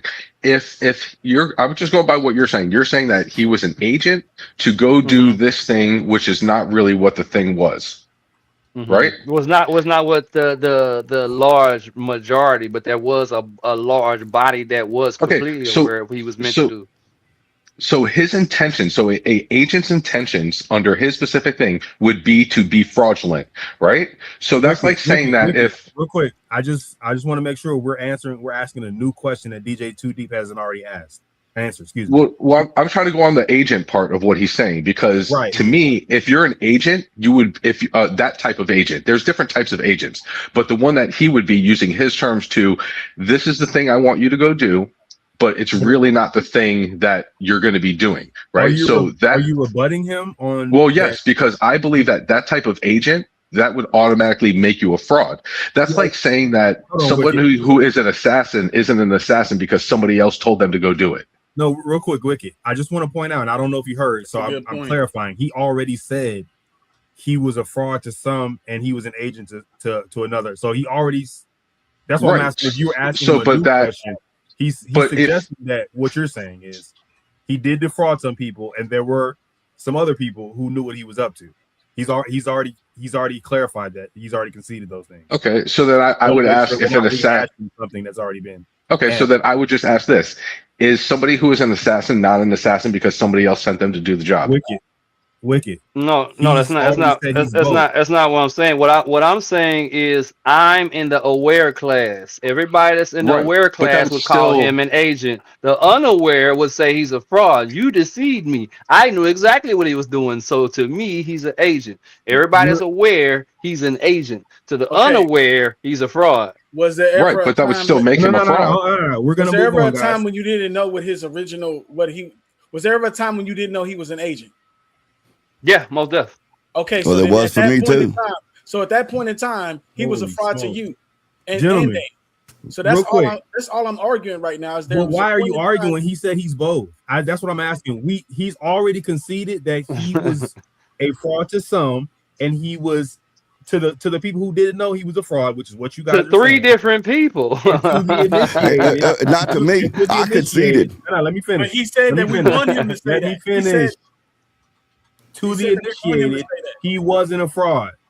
He's already conceded those things. I don't know why you guys are going at him asking those same questions. He's already said yes. Because I'm the man today, apparently. I'm not. Look. He and I are in enough agreement. I'm ready to join hands with DJ Too Deep and singing the words of the old Negro spiritual, free at last, free at last. Because I agree with him. Yeah, that's why I say you guys, because I didn't want to sound like I was cutting people off just for the heck of it. I'm like, we already answered this question. So Leah Bobia says his surviving children strongly opposed the release, expressing concerns that these documents could be misused by critics to tarnish his legacy by focusing, on his personal life and extramarital affairs rather than his monumental civil rights movement. That's where the big piece of chicken went. and I agree with. He gonna find a way to get some chicken in here, but somebody please Uber Eats this man some chicken. Something, bro. I ain't even hungry. He got pizza, but you got that pizza, but you craving chicken. He got the munchies, bro. He bought a large pie. You might be right about that. He bought the large pie, not the pan size. If I can say though, freshly, they only got medium. Something T Reason said earlier that we were focusing on the man's character and not his actual work. That's completely true. But I think when you're talking about fraud or not fraud, I mean that's a question about his character. When your work is a moral vendetta, the two aren't that separate. Yeah, you're dealing with character, So yeah, I mean, when but your that's true what T entire Reason job said. is to deceive and you know it, is that not a character thing? Yeah, I was just conceding to what T Reason said. Okay, on site 937, who's been very active tonight. Appreciate you on site. They called the claims "quote unquote" irresponsible and noted that the historian was treating unverified gossip from a weaponized racist government agency as objective fact. Does anybody want to speak on that shortly? Yes. Research Chad O. Jackson. He has a whole docu-series. He has documents. He has footage and everything else. If you still feel that way, I don't know what to tell you. So for the audience out there, for anyone on the panel, research Chad O. Jackson. And his two documentaries are Uncle Tom 1, Uncle Tom 2, and the MLK Project 1 and 2. That's 4 of his documentaries that he does. Okay. I mean, it's very interesting. I don't know who that is. Chad O. Jackson. What beef you got with Leah Boville? I don't know who that is. Leah's here because of me and Tiger and Wicket, but she's a debater and chat member in several blood sport debates, platforms. So yeah, I think Dusty probably knows Leah too. We might have to get them up here one day. Not as much as I should, Leah. What's going on, girl? Leah come up one time. All tapes are sealed, so only thing we can go off of is word of mouth. So until they release those tapes, there's no proof of any of this. OS,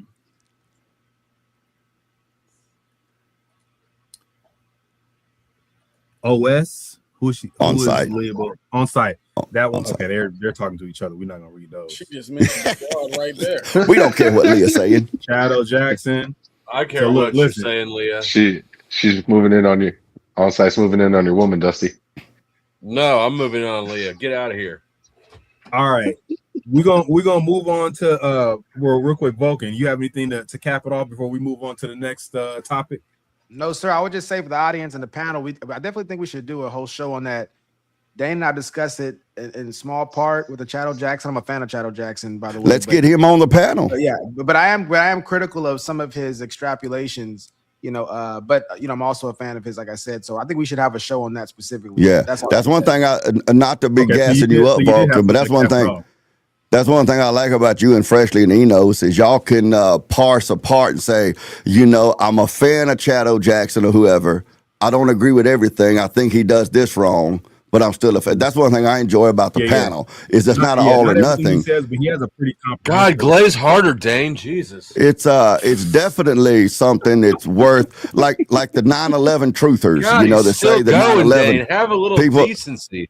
People that say 9/11 was an inside job. I'm not a 9/11 truther, but the claims they make are worth considering, and that's kind of how I am with a lot of Shadow Jackson stuff. I'm not completely convinced, but it's definitely worth investigating.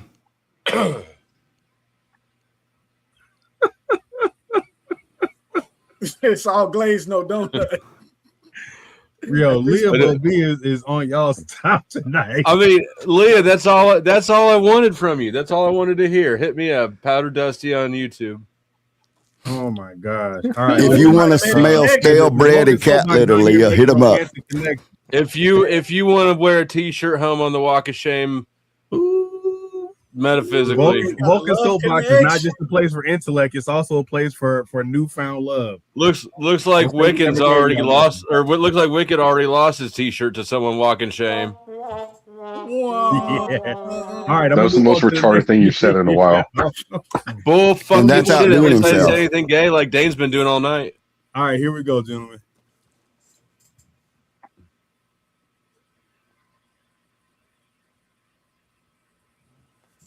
It's not what you're supposed to do with concrete. Yeah, I don't know what's going on here. I sent that one. Here we go. Lily, you too excited. You going last. That looked like something Dane would do. There's been a lot of women tell me that before, Freshly. No. Did he just bury a Bible in the foundation? All right, for context, this gentleman is burying a Bible under the concrete foundation of the home that they're building. All right, so I want to point out that you can see the rebar on the surface of that concrete, and it hasn't even been finished yet. That foundation sucks. That concrete's going to start rusting and breaking apart. See that rebar right there, right in front of him? Yes. Yeah, that's not going to work. That's not going to work. I can tell you, Mexicans did not do that concrete. No. That's true. That is white or black people concrete. I can tell you right now. Well, it was too late in the day. It was too late in the day. A single Mexican worked on that concrete. Nah, the Mexicans would have had it done by lunch. Y'all taking full credit. Don't put that on my people. Here's the question. Do we agree with this practice or not? Is this a solid practice or not? We'll go same as always. We're gonna go around and get your yays and your nays, and then we'll get your whys. T Reason, yes or no? You agree with this practice or not? It's not a simple answer, but I'm gonna say no. Okay.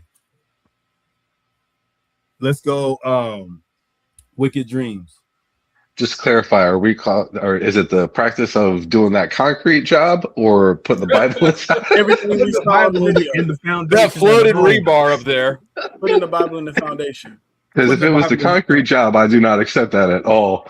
Putting the Bible in the foundation, I mean, if it's your house, do what you want to do, but fix that concrete first, or you ain't gonna have a house. Well, yeah, but listen, if that's what you want to do, that's what you want to do. Who am I to say? It is what it is. Like, if you think, you got to get off. But what I'm saying, listen, no, but what I'm saying is like, You want to put a Bible Would in your you do thing? it or not? That's on let me you. clarify. Would I you do it? this? I don't see a point in doing it. Like, So no? what's the purpose? Yeah, what's the purpose of it? Like, what? If I could, I sent that video Hold in. on, If I could give a little bit more information. Hold on. You sent this in. I want you to go last. I want to make sure we get everyone. Well, no, I didn't want to give my opinion. I just wanted to explain. I muted the audio on it because there was a copyrighted song. And so some of the information's kind of missing. I was just going to clarify some of the information if I could. Yeah, I don't see what the additional context. All right, go ahead, Dan. Yeah, the context is this is some religious people. This guy, if I'm not mistaken, is some sort of pastor, and like the comment or whatever said something to the effect of because they're building a house or a church or whatever. And he said, we literally put the word of God in the right at the front door in the foundation of our house. So from his perspective, that has a religious context as the word of God being in the foundation of their building. That was the context of the video. He's not just trying to hide his Bible from the police. Okay, well, with that context, I could be like, you know what, I do agree with that. If you're coming from a religious base and you base your life off the Bible and you're putting that in the foundation of your life, you're building your house, I could see why there's not a problem with that. Okay. Because there's context to it. I just saw a video of some dude. I'm like, what? I don't understand. Like, what is he trying to do? What is there more to the video? Is there a new guy coming to put more concrete on top to fix it? Let me continue getting around the room real quick with it. Let's go. The Powder Dusty. I think that if somebody wants to put a Bible in their foundation, like I'm not religious, I don't get it, but if somebody wants to do that to their shit, then go ahead. The Bible's not going to create a big enough void that's going to have any structural issues. Okay. King David? Yeah, I don't see a problem with it. Were you able to see the video? I left you backstage a little too long. Were you able to see the video? Yeah, I saw it. I actually saw this video yesterday, and I saw the guy talk about it because it went viral. His house got blown down by a tornado or something like that, and so this was his new house, and he just wanted to do something special. Not that it was a religious practice, but this is something he felt like he wanted to do to make the symbolism, and I don't see no problem with it. I don't think it's it's a super practice or nothing, but this is just something he wanted to do, and I don't see no issue with it. Okay. Yeah. DJ Too Deep, what you think, sir? Yay or nay? You agree with this practice? I don't have a simple yes or no for this one. Vulcan, help me out. Is there a way that we can ask this question? Now he's just being difficult. Choose a yes or a no. Well, I would say do you see I can't make a simple yes or no answer because my first thing would be to refer to the Bible, because a lot of the things that we end up doing that are outside of the Bible, we end up finding that they're rooted in paganism. And so my thing would, before I would say yes or no, I would want to know where that practice originates. And then that would determine whether or not I would say yes or no. Let me get a bit of a clarification real quick. What were you saying, Vulcan?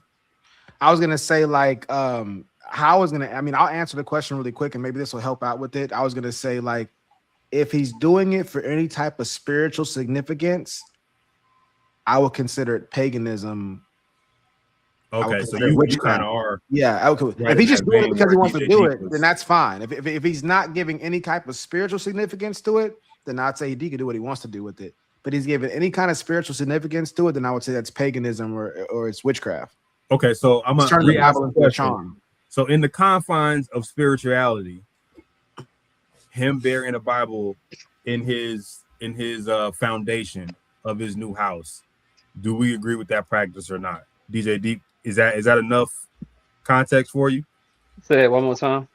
In the context of spirituality, so if he's doing this for spiritual reasons, which based on the additional context that Dane gave and King David gave on the video, he's doing this for spiritual reasons. Do you agree with the practice in that? The father doesn't agree with it, so no, I don't agree with it. All right, so no, and then Dane, do you agree with it or not in those confines? Yeah. Do I think it should be done? No. Okay. And then Vulcan, you already answered it, but just to clarify for the audience, you said no, you don't agree with it if it's being done for spiritual reasons. Is that correct? Yeah. Now, with the additional clarification, does anyone want to change their answer? Powder Dusty, how you feel? You want to change?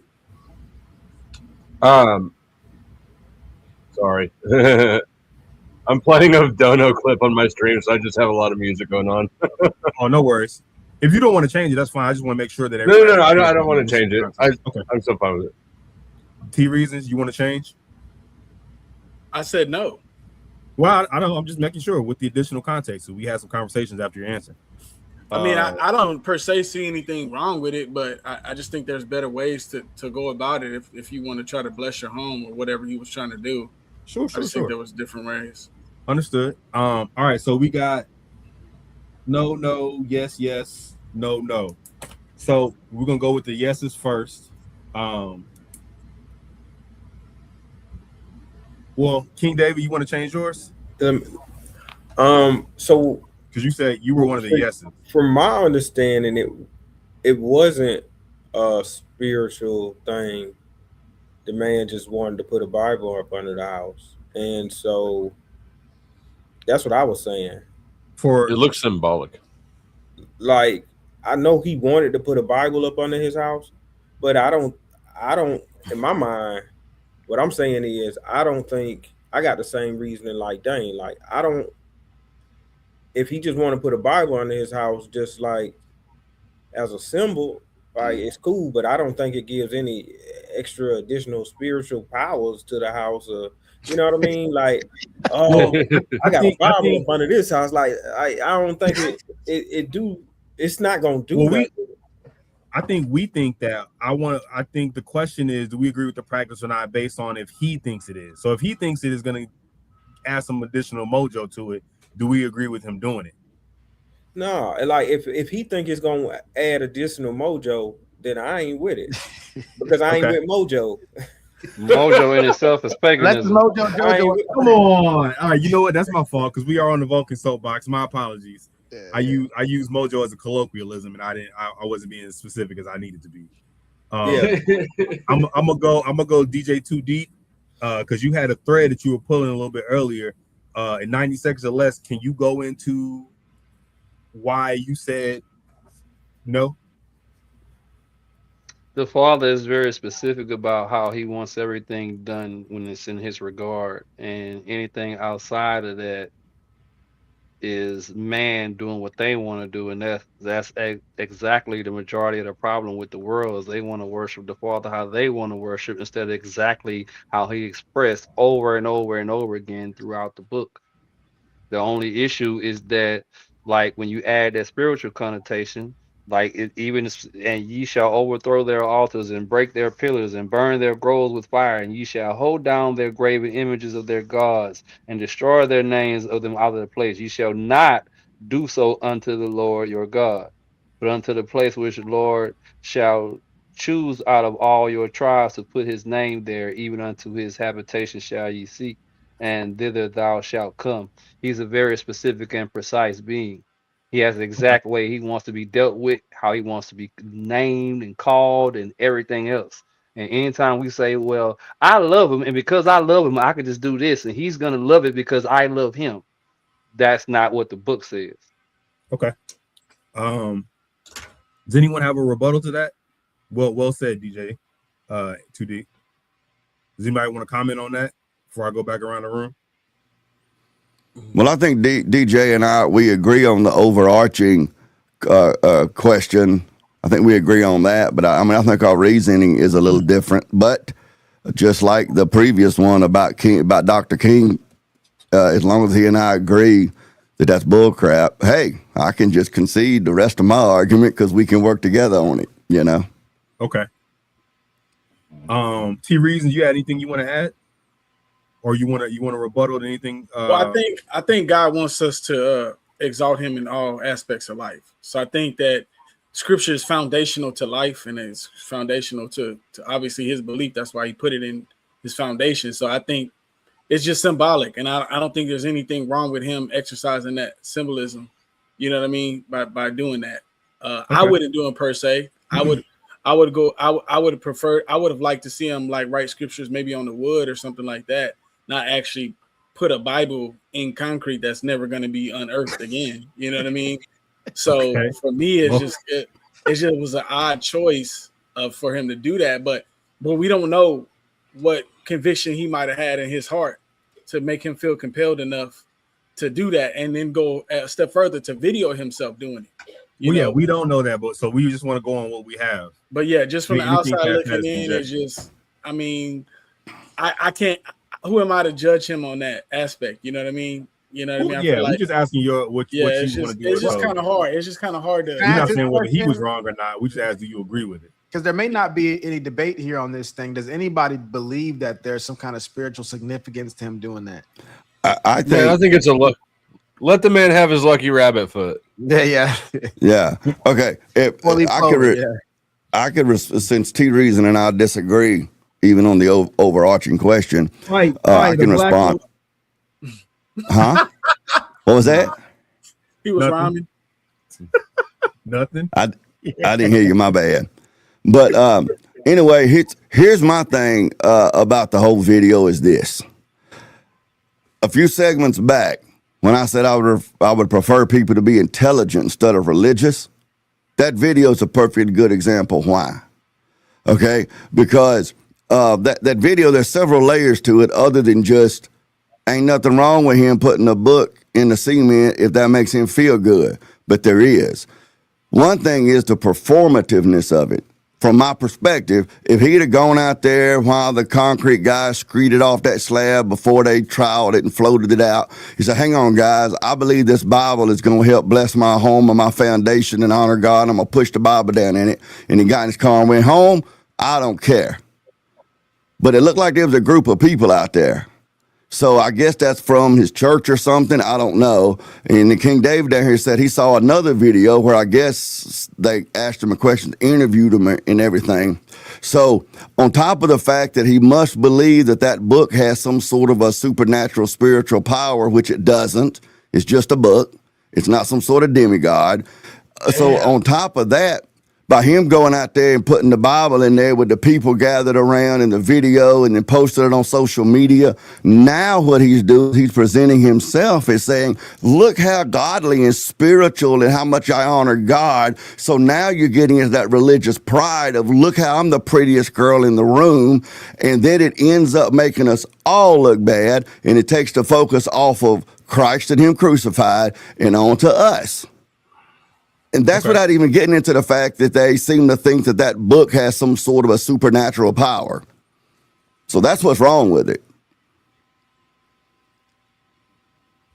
Okay. Well said. Well said. It's like praise dancing.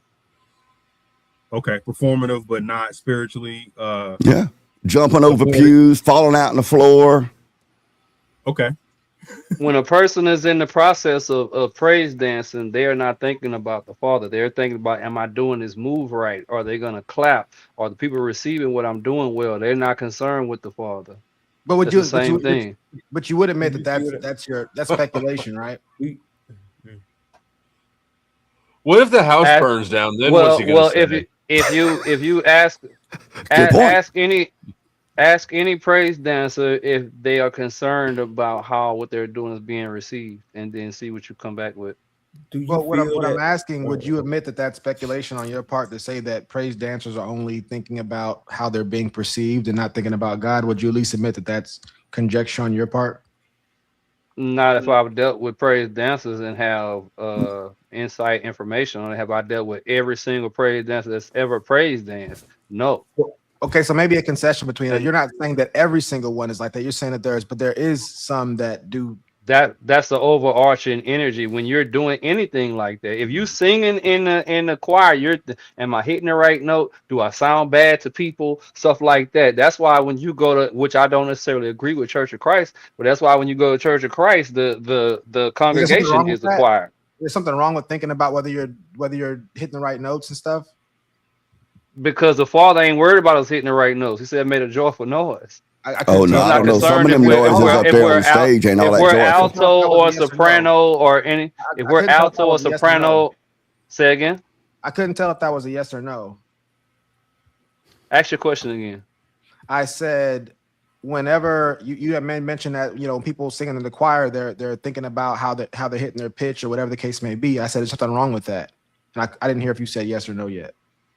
I would say yes, because if you're thinking about whether you're hitting the right note, you're not thinking about if you're pleasing the Father. That should be the only thing that matters. Nobody else in the audience should even matter in that case, But what because if you're they're thinking supposed to be about hitting the pleasing right Him. note because they want a single joyful note to God, and so they want to make sure that the note they're hitting is a good reflection of their adoration for God. Just like, is there anywhere in the text that defines making a joyful noise being an alto or soprano or bass or baritone or anything else? Well, the whole thing is they could be defining it incorrectly. So let's say, for instance, I'll grant your situation. Let's say that they're getting it wrong. The scripture says undo it, but that doesn't mean that they're not doing it unto the Lord.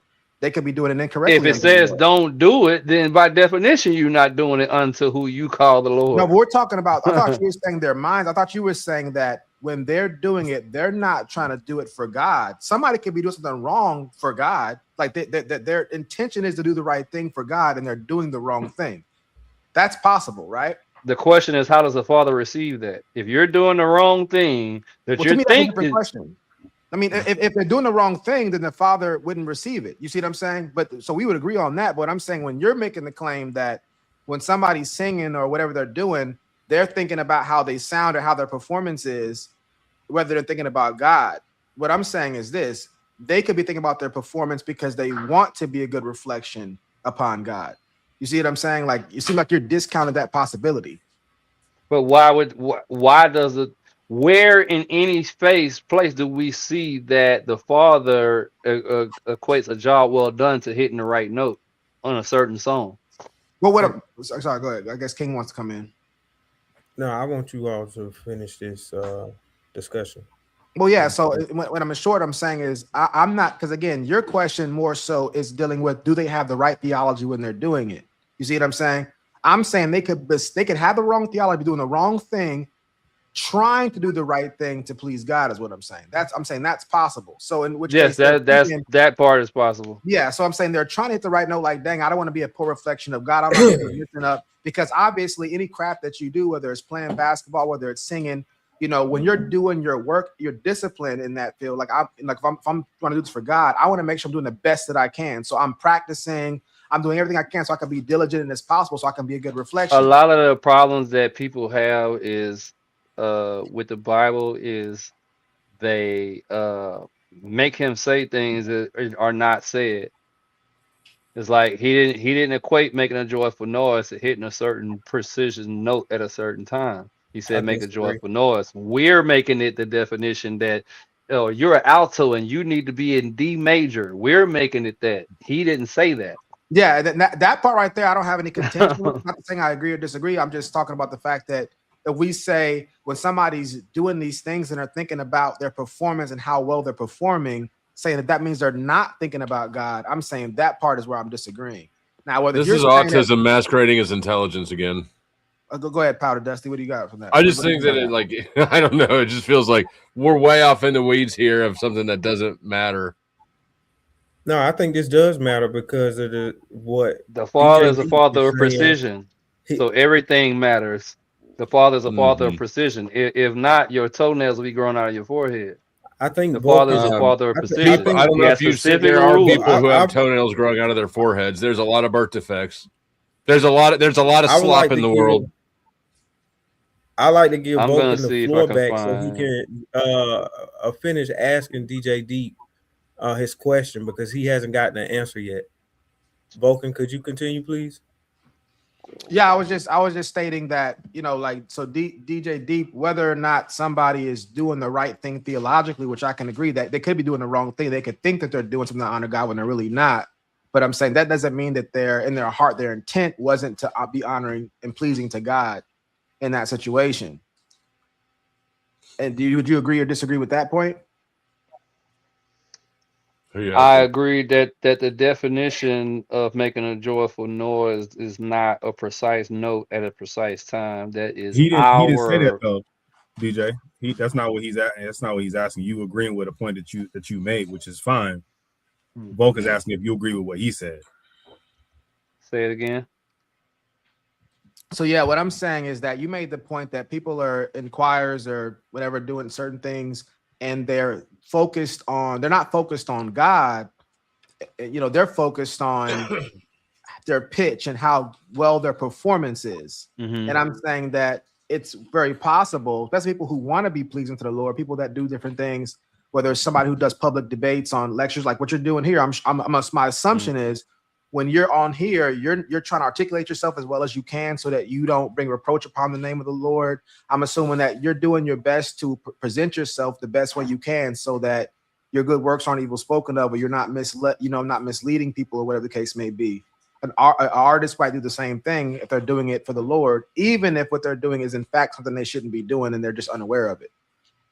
But I can find scripture that says when you're trying to teach people the word about rightly dividing the word, I can't find any scripture that says you didn't hit the A sharp, so you're damn to hell.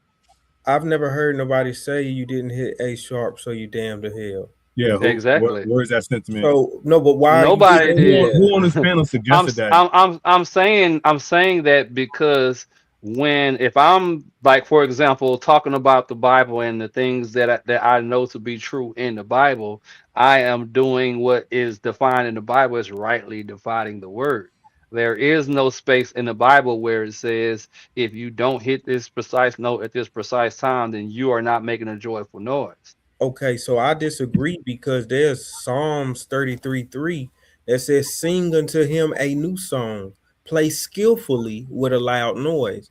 And so by saying skillfully, this is suggesting that skill does matter. You have anything for that, DJ 2D? I'm looking up the scripture. And it's not about a gotcha moments either. If you need time to, like, you know, at least when I'm debating people or having a back and forth, I'm not like, if you don't know on the spot, it means you lost. I'm not into that kind of a thing. If you're saying, yeah, that's why I'm give them a chance to look it up. Dan, you got something? I'm here to teach and learn. So I'm not in competition with anybody. I just want to, because with the kind of person I am, I know y'all are new to me, but I'm the type of person that I don't care what the truth is. I just want the truth. So if it comes from this person, I don't care. I just want to get to the truth. And I actually like being proven wrong because that's one step to me getting closer to the truth. Exactly. Because if I'm sitting here hanging on to the lie, then I'm never going to get the truth. So if somebody proves me wrong on here, I consider that a win, because what I'm immediately go do is do my due diligence. As soon as we get off of here, I'm finna go there's a bigger point that I think you've been wrong on for the show. And it's a wrong that, you know, me and T Reason have debated in the past. But I think that when you mentioned it a few times when you're saying that you're basing whether something's good or bad off its origins or how it was created. Like, so, you know, whether the Bible example was most recently the guy putting the semen in the Bible, if you found out where he got it from, you might determine whether or not it was good or bad. Or, you know, the rabbit with the egg, for instance, you might look at that and go, because I know where it came from, that means if a Christian were to participate in that now, they'd be participating in paganism. Am I understanding you right? Pretty much. The origin of a thing is that thing. Two things that we just let me give you this preface. Two things that we as people and or believers cannot do. We cannot give anything that is of the Father to Satan. So, for example, a lot of us hear hear about a rainbow and immediately think homosexuality. But what does the Bible say? The definition of what the purpose of the rainbow is for. And the other thing we can't do is de-pagan anything. If the Father says it's pagan and the origin of it is pagan, by definition it's pagan. We don't have the power to de-pagan it. We can't say, well, because I love the Father, then I can do this. I can cut somebody's head off. And if I say I'm doing this because I love the Father, then by definition it's not a sin. Well, see, I think what you'd be doing there at that point is engaging what's called the genetic fallacy, which is disqualifying something based off its origin instead of its current context and meaning. So, for instance, somebody that's what the Father does, though. I'm not doing it. That's what the Father's rules are. Well, I would say that the Bible says the opposite. And when you get to Corinthians 8 and places like that, when there was food offered to idols, I would say that you see in those places where the father is saying, even though, we know that these are dumb idols and they don't really exist, but some of your weaker brothers that have a weak conscience, has a weak conscience, they may stumble if they see you eat food, fish. I think in this context it was fish that was offered to idols in the past. And so he was saying, if you're around people like that who don't have the knowledge to separate that this is food, when you put it in your body, it's going to be expelled out. It's not what goes in you that defiles you, it's what comes out. So he's saying that if you can eat food that was offered to idols at one point in time, that's perfectly fine. But if your brother couldn't disassociate the paganism from the fish, then What you wouldn't scripture go is in this? front of them because you wouldn't want them to stumble. Which scripture is this? I think there's Corinthians 8 and Corinthians 10 talk about it, but I mix up which one it is. Let me find that for you. Because it sounds like what you're talking about is when one of the people was saying something. The Pharisees was saying that if you don't wash your hands before you eat. No, this was after the resurrection. This is the letters of Paul. 8 and then 1 Corinthians 10. And then also Acts 15, the Jerusalem Council. But First Corinthians 8, I can find that. Okay, it's 1 Corinthians 8, 4 through 13. This is the verse that I would use to really demonstrate that one, God sees, and you see this with the vision. Well, I don't want to go to more verses, but just say like this is where you see where the Bible understands genetic fallacy. God understands genetic fallacy, and he puts it in his word that just because something comes from something else doesn't mean that it's always a bad thing. Yeah, and personally. Yeah, but that's not what I said. What I said is we don't have the power to depagan anything. He can repurpose whatever he wants. He creates everything, including the things that are pagan to an extent. So he gets to determine that we can't determine. Can we put the That's what I said on the screen just so the audience can see it freshly when you get a chance? And I know the verse is right there. So we could also do the verse. I don't know if we do the verse of that one. But for the eating, because I had to deal with this a lot. Where like for the audience, where I came up with this became important is because dealing with a lot of Jehovah's Witnesses, they don't celebrate Christmas, they don't celebrate holidays because they say the origins were pagan. And one thing that I try to help them see is that's a fallacious way of reasoning. And that's partly why I'm doing the show is because I think a lot of times we're not familiar with a lot of the logical reasons why some of this stuff doesn't really add up. Mm-hmm.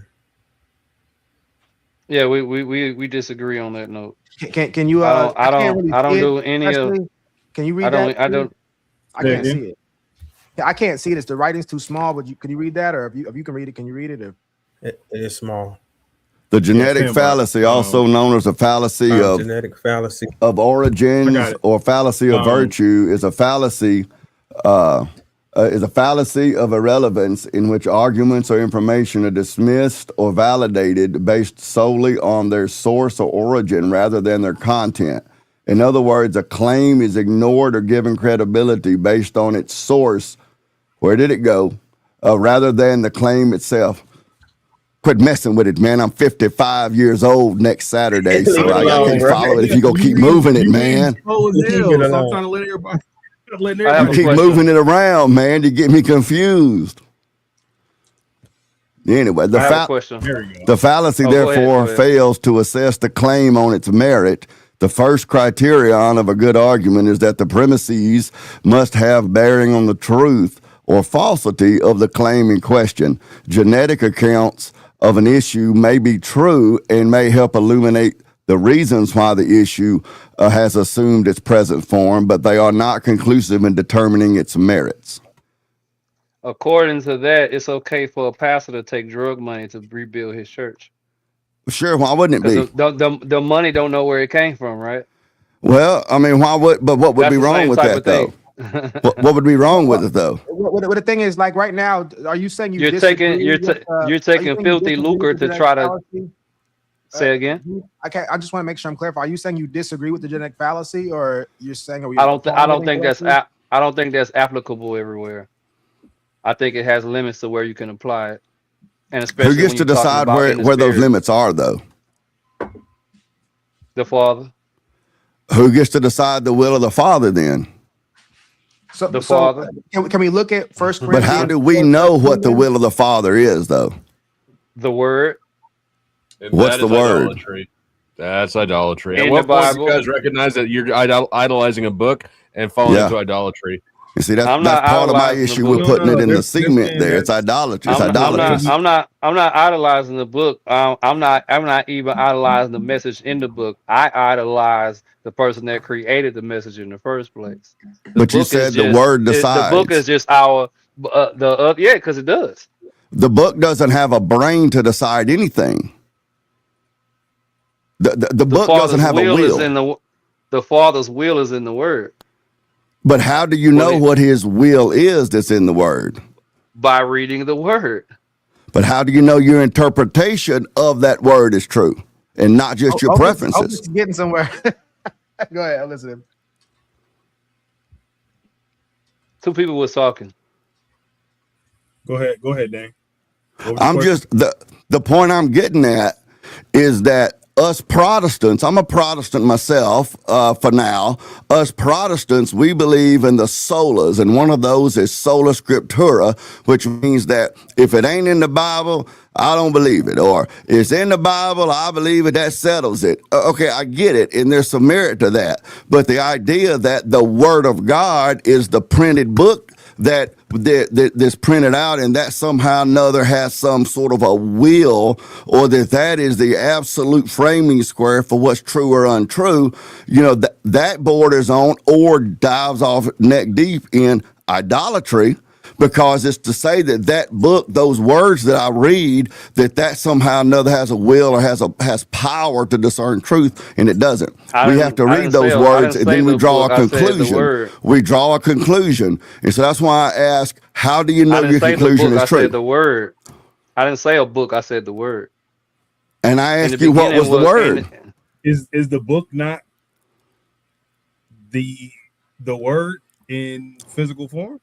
It's part of the word. Is that not how we know? It's not. It's part of the word. It's part. What is the word? The word is the Father. That's not true. Scripture tells us in the beginning was the word, and the word was with the Father, and the word was the Father. Okay, that word you're using as word is the Greek logos, and if you continue reading, it will tell you that Jesus was the one that was with the Father in the beginning, and everything that was created through Jesus, and nothing that was created outside of Jesus. So Jesus is the word.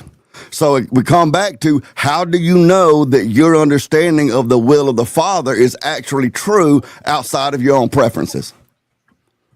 Because I'm not the only one that believes this, because it's historically proven if you know where to look. That's an appeal to consensus. How do you know that those other people, that's not the only one, that they're not just talking about their preferences? Now, see, the thing in this space is that when it comes to this type of environment, this type of space, I'm not really trying to convince nobody. I'm only answering. Sure you are. That's disingenuous. Sure you are. No, I'm not. But that's aside from the point. Please don't run from my question. Please don't run from my question. I'm not running from the question. Well, then please answer my question. How do you know that your conclusion and the conclusion of the people that you believe, how do you know that that is the will of the Father, as you called it, and not just something y'all pulled out of your butts? Because I did the research. So it's the same way, however it's you right got back to your understanding in your mind. It's right back to what you understand in your mind. How you got to any other conclusions you have, any other things that we globally believe is true. That's how I got to those conclusions. So it's just how you understand it. It's your understanding. So for example, if you believe in gravity, and you believe if you walk off the top of a high-rise building, 9.9 times out of 10, you're going to fall to your death. The same way you got to that conclusion is how I got to my conclusion. So you're just not going to answer the question of how you know what the will of the Father is. No, you didn't. You dodged my question. Because what you amounted to is that you have an appeal to the consensus. You just make it up. I didn't say that. You just make it. Oh, well, I did research. You did research limited by your own brain. You just made it up. Are you? I didn't make anything of it. It's your preferences. It's your preferences. DJ. You're saying it's my preferences. My preference used to be to celebrate Christmas. I'm asking you to explain to me how it's not your preferences. And all right, DJ 2D, because real quick. I just want to make the sure reason why it's not my preferences. Hold on. No, let me ask this question, because you said your assertion is that you know it's the will of the Lord. The way you're substantiating that is because you've done the research. Are you suggesting that someone who's done the research and comes up with a different conclusion is also accurate? Also knows the will of the Lord? If I ran across somebody who did very similar research to what I did, came with a different conclusion, then my next step would be to compare notes. Well, I think that's what we're trying to do here, is because you have someone who's also well versed and is saying that, hey, I came with a different conclusion, and he's asking you why is Yeah, but see, yours. the basis of the premise is false in that case, because we started off with asking everybody's opinion. What do they think? And then when somebody says a certain opinion, then it turns into, okay, how can you prove it? This is everybody's opinion. Everybody gave an opinion. I gave my opinion. This is what so what Benjamin you're Franklin suggesting is said. your thing is not substantiate. Yeah. You're not able to substantiate it because it's just an opinion. So it's just As how you far feel as y'all about it. concerned, I'm not able to substantiate because y'all don't believe that it sounds like y'all believe that everything is subjective. Well, if this person goes and sees something different, then how we know that's not true? Well, if this goes, how do we know anything outside of the Bible or anything else is true? In that case, what I'm looking for how is do we know anything objectivity. is true? I I'm think looking for we're being objectivity. misunderstood a little bit here, DJ. Say again. I think we're being misunderstood a little bit here, but It's possible. But is it okay if we go through these verses? These are the verses that I would use, that I would exegete to show that not only is your particular perspective on this and the Jehovah's Witness perspective on this it's a fallacious way of reasoning, but I would also say it's unscriptural. To you. See because how it's that works? Sorry, say it again. I said to you. See how that works? Well, yeah, it is to me, but what I'm hoping to show is not just to me, but also I can hopefully convince you that it's also to you as well. I understand that, but there's other people who also believe what I believe. So then, what do we I do? want to talk to Count them people? as well. I would like you to invite them on as well, please. Let's see what the Word of God has to say. Oh yeah, if you don't mind, let's read this and you give me your interpretation of it as well, Deep, and anybody else. So I can't really read it. I don't know if you feel like reading this freshly because I can't. The writing's too small for me. 1 Corinthians. Get some glasses, old man. 1 Corinthians chapter 8, 4 through 13. So then about eating food sacrificed to idols, we know that an idol is nothing at all in the world, and that there is no God but one. For even if there are so-called gods, whether in heaven or on earth, as indeed there are many gods and many lords, yet for us there's but one God, the Father, from whom all things came, and for whom we live. And there is but one Lord, Jesus Christ, through whom all things came, and through whom we live. But not everyone possesses this knowledge. Some people are still so accustomed to idols that when they eat sacrificial food, they think of it as having been sacrificed to a god. And since their conscience is weak, it is defiled. But food does not bring us near to God. We are no worse if we do not eat, and no better if we do. Be careful, however, that the exercise of your rights does not become a stumbling block to the weak. For if someone with a weak conscience sees you with all your knowledge eating in an idol's temple, won't that person be so emboldened to eat what is sacrificed to idols? So this weak brother or sister for whom Christ died is destroyed by your knowledge. Oh crap, my fault. Were we done with that particular scripture? Yeah. If you don't mind reading the other one, just so Deep can give his perspective. Anybody else can give their perspective on both of them. The believer's freedom. This is 1 Corinthians chapter 10, verses 23 through 31. And it reads, I have the right to do anything, you say, but not everything is beneficial. I have the right to do anything, but not everything is constructive. No one should seek their own good, but the good of others. Eat anything sold in the meat market without raising questions of conscience, for the earth is the Lord's and everything in it. If an unbeliever invites you to a meal and you want to go, eat whatever it is put before you without raising questions of conscience. But if someone says to you, this has been offered in sacrifice, then do not eat it, both for the sake of the one who told you and for the sake of conscience.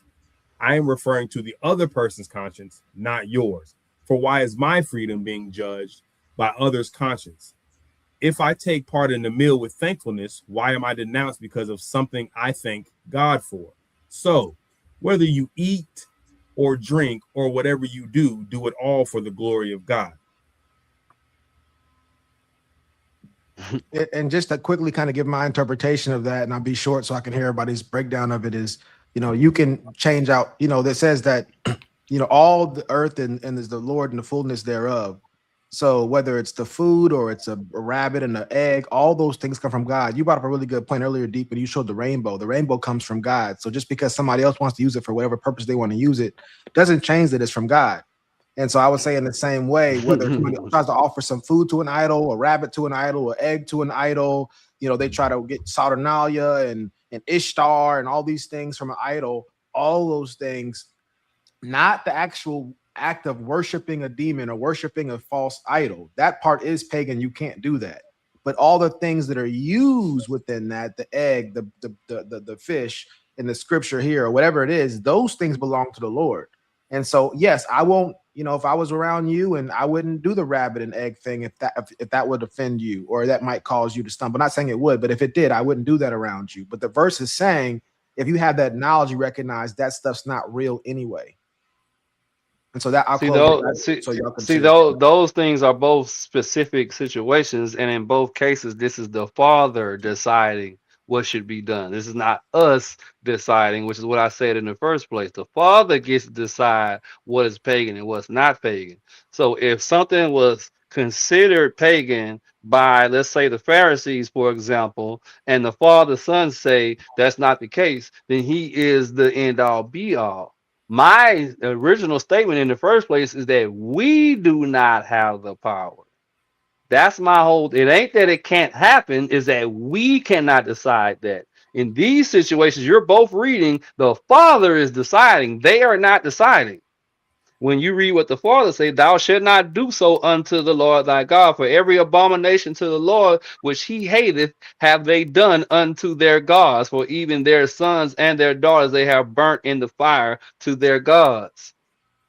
So he does have things that he no, listen what I'm saying though. He does have things that he has specific guidelines for. So if he said in them cases, well, I know they're trying to tell you can't eat food that was sacrificed to God, but I'm saying you can. That's for him to decide.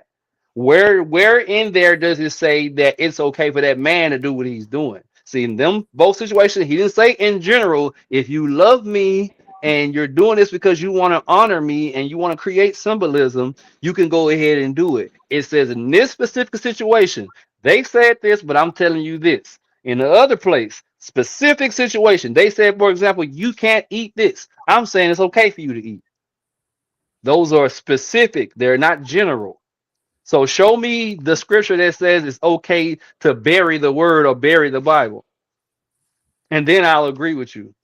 Well, mind you, I think we're on the same side about the burying the Bible part. But my point is saying that when it comes to the pagan part, and I want to to get T Reason and King and Freshly in here as well. But the thing is that the point that I'm making is this: when we see a rabbit and an egg, there's nowhere in the verse that says a rabbit's pagan or an egg's pagan. Matter of fact, we see the opposite. That's the earth and the full, and it belongs to the Lord and the fullness thereof. That's all God's. You see what I'm saying? So if somebody chooses to celebrate the resurrection of Jesus, and they want to add a rabbit, a goat, an egg, a natural birth to it, they're free to do so if they're doing it to honor God. And just because somebody show me that in the word, though. So real quick, just because somebody 100 years ago or 1,000 years ago used the egg and the rabbit for nefarious purposes, doesn't mean the person in today's time who's not doing it that way is practicing. Show me that in the word, though.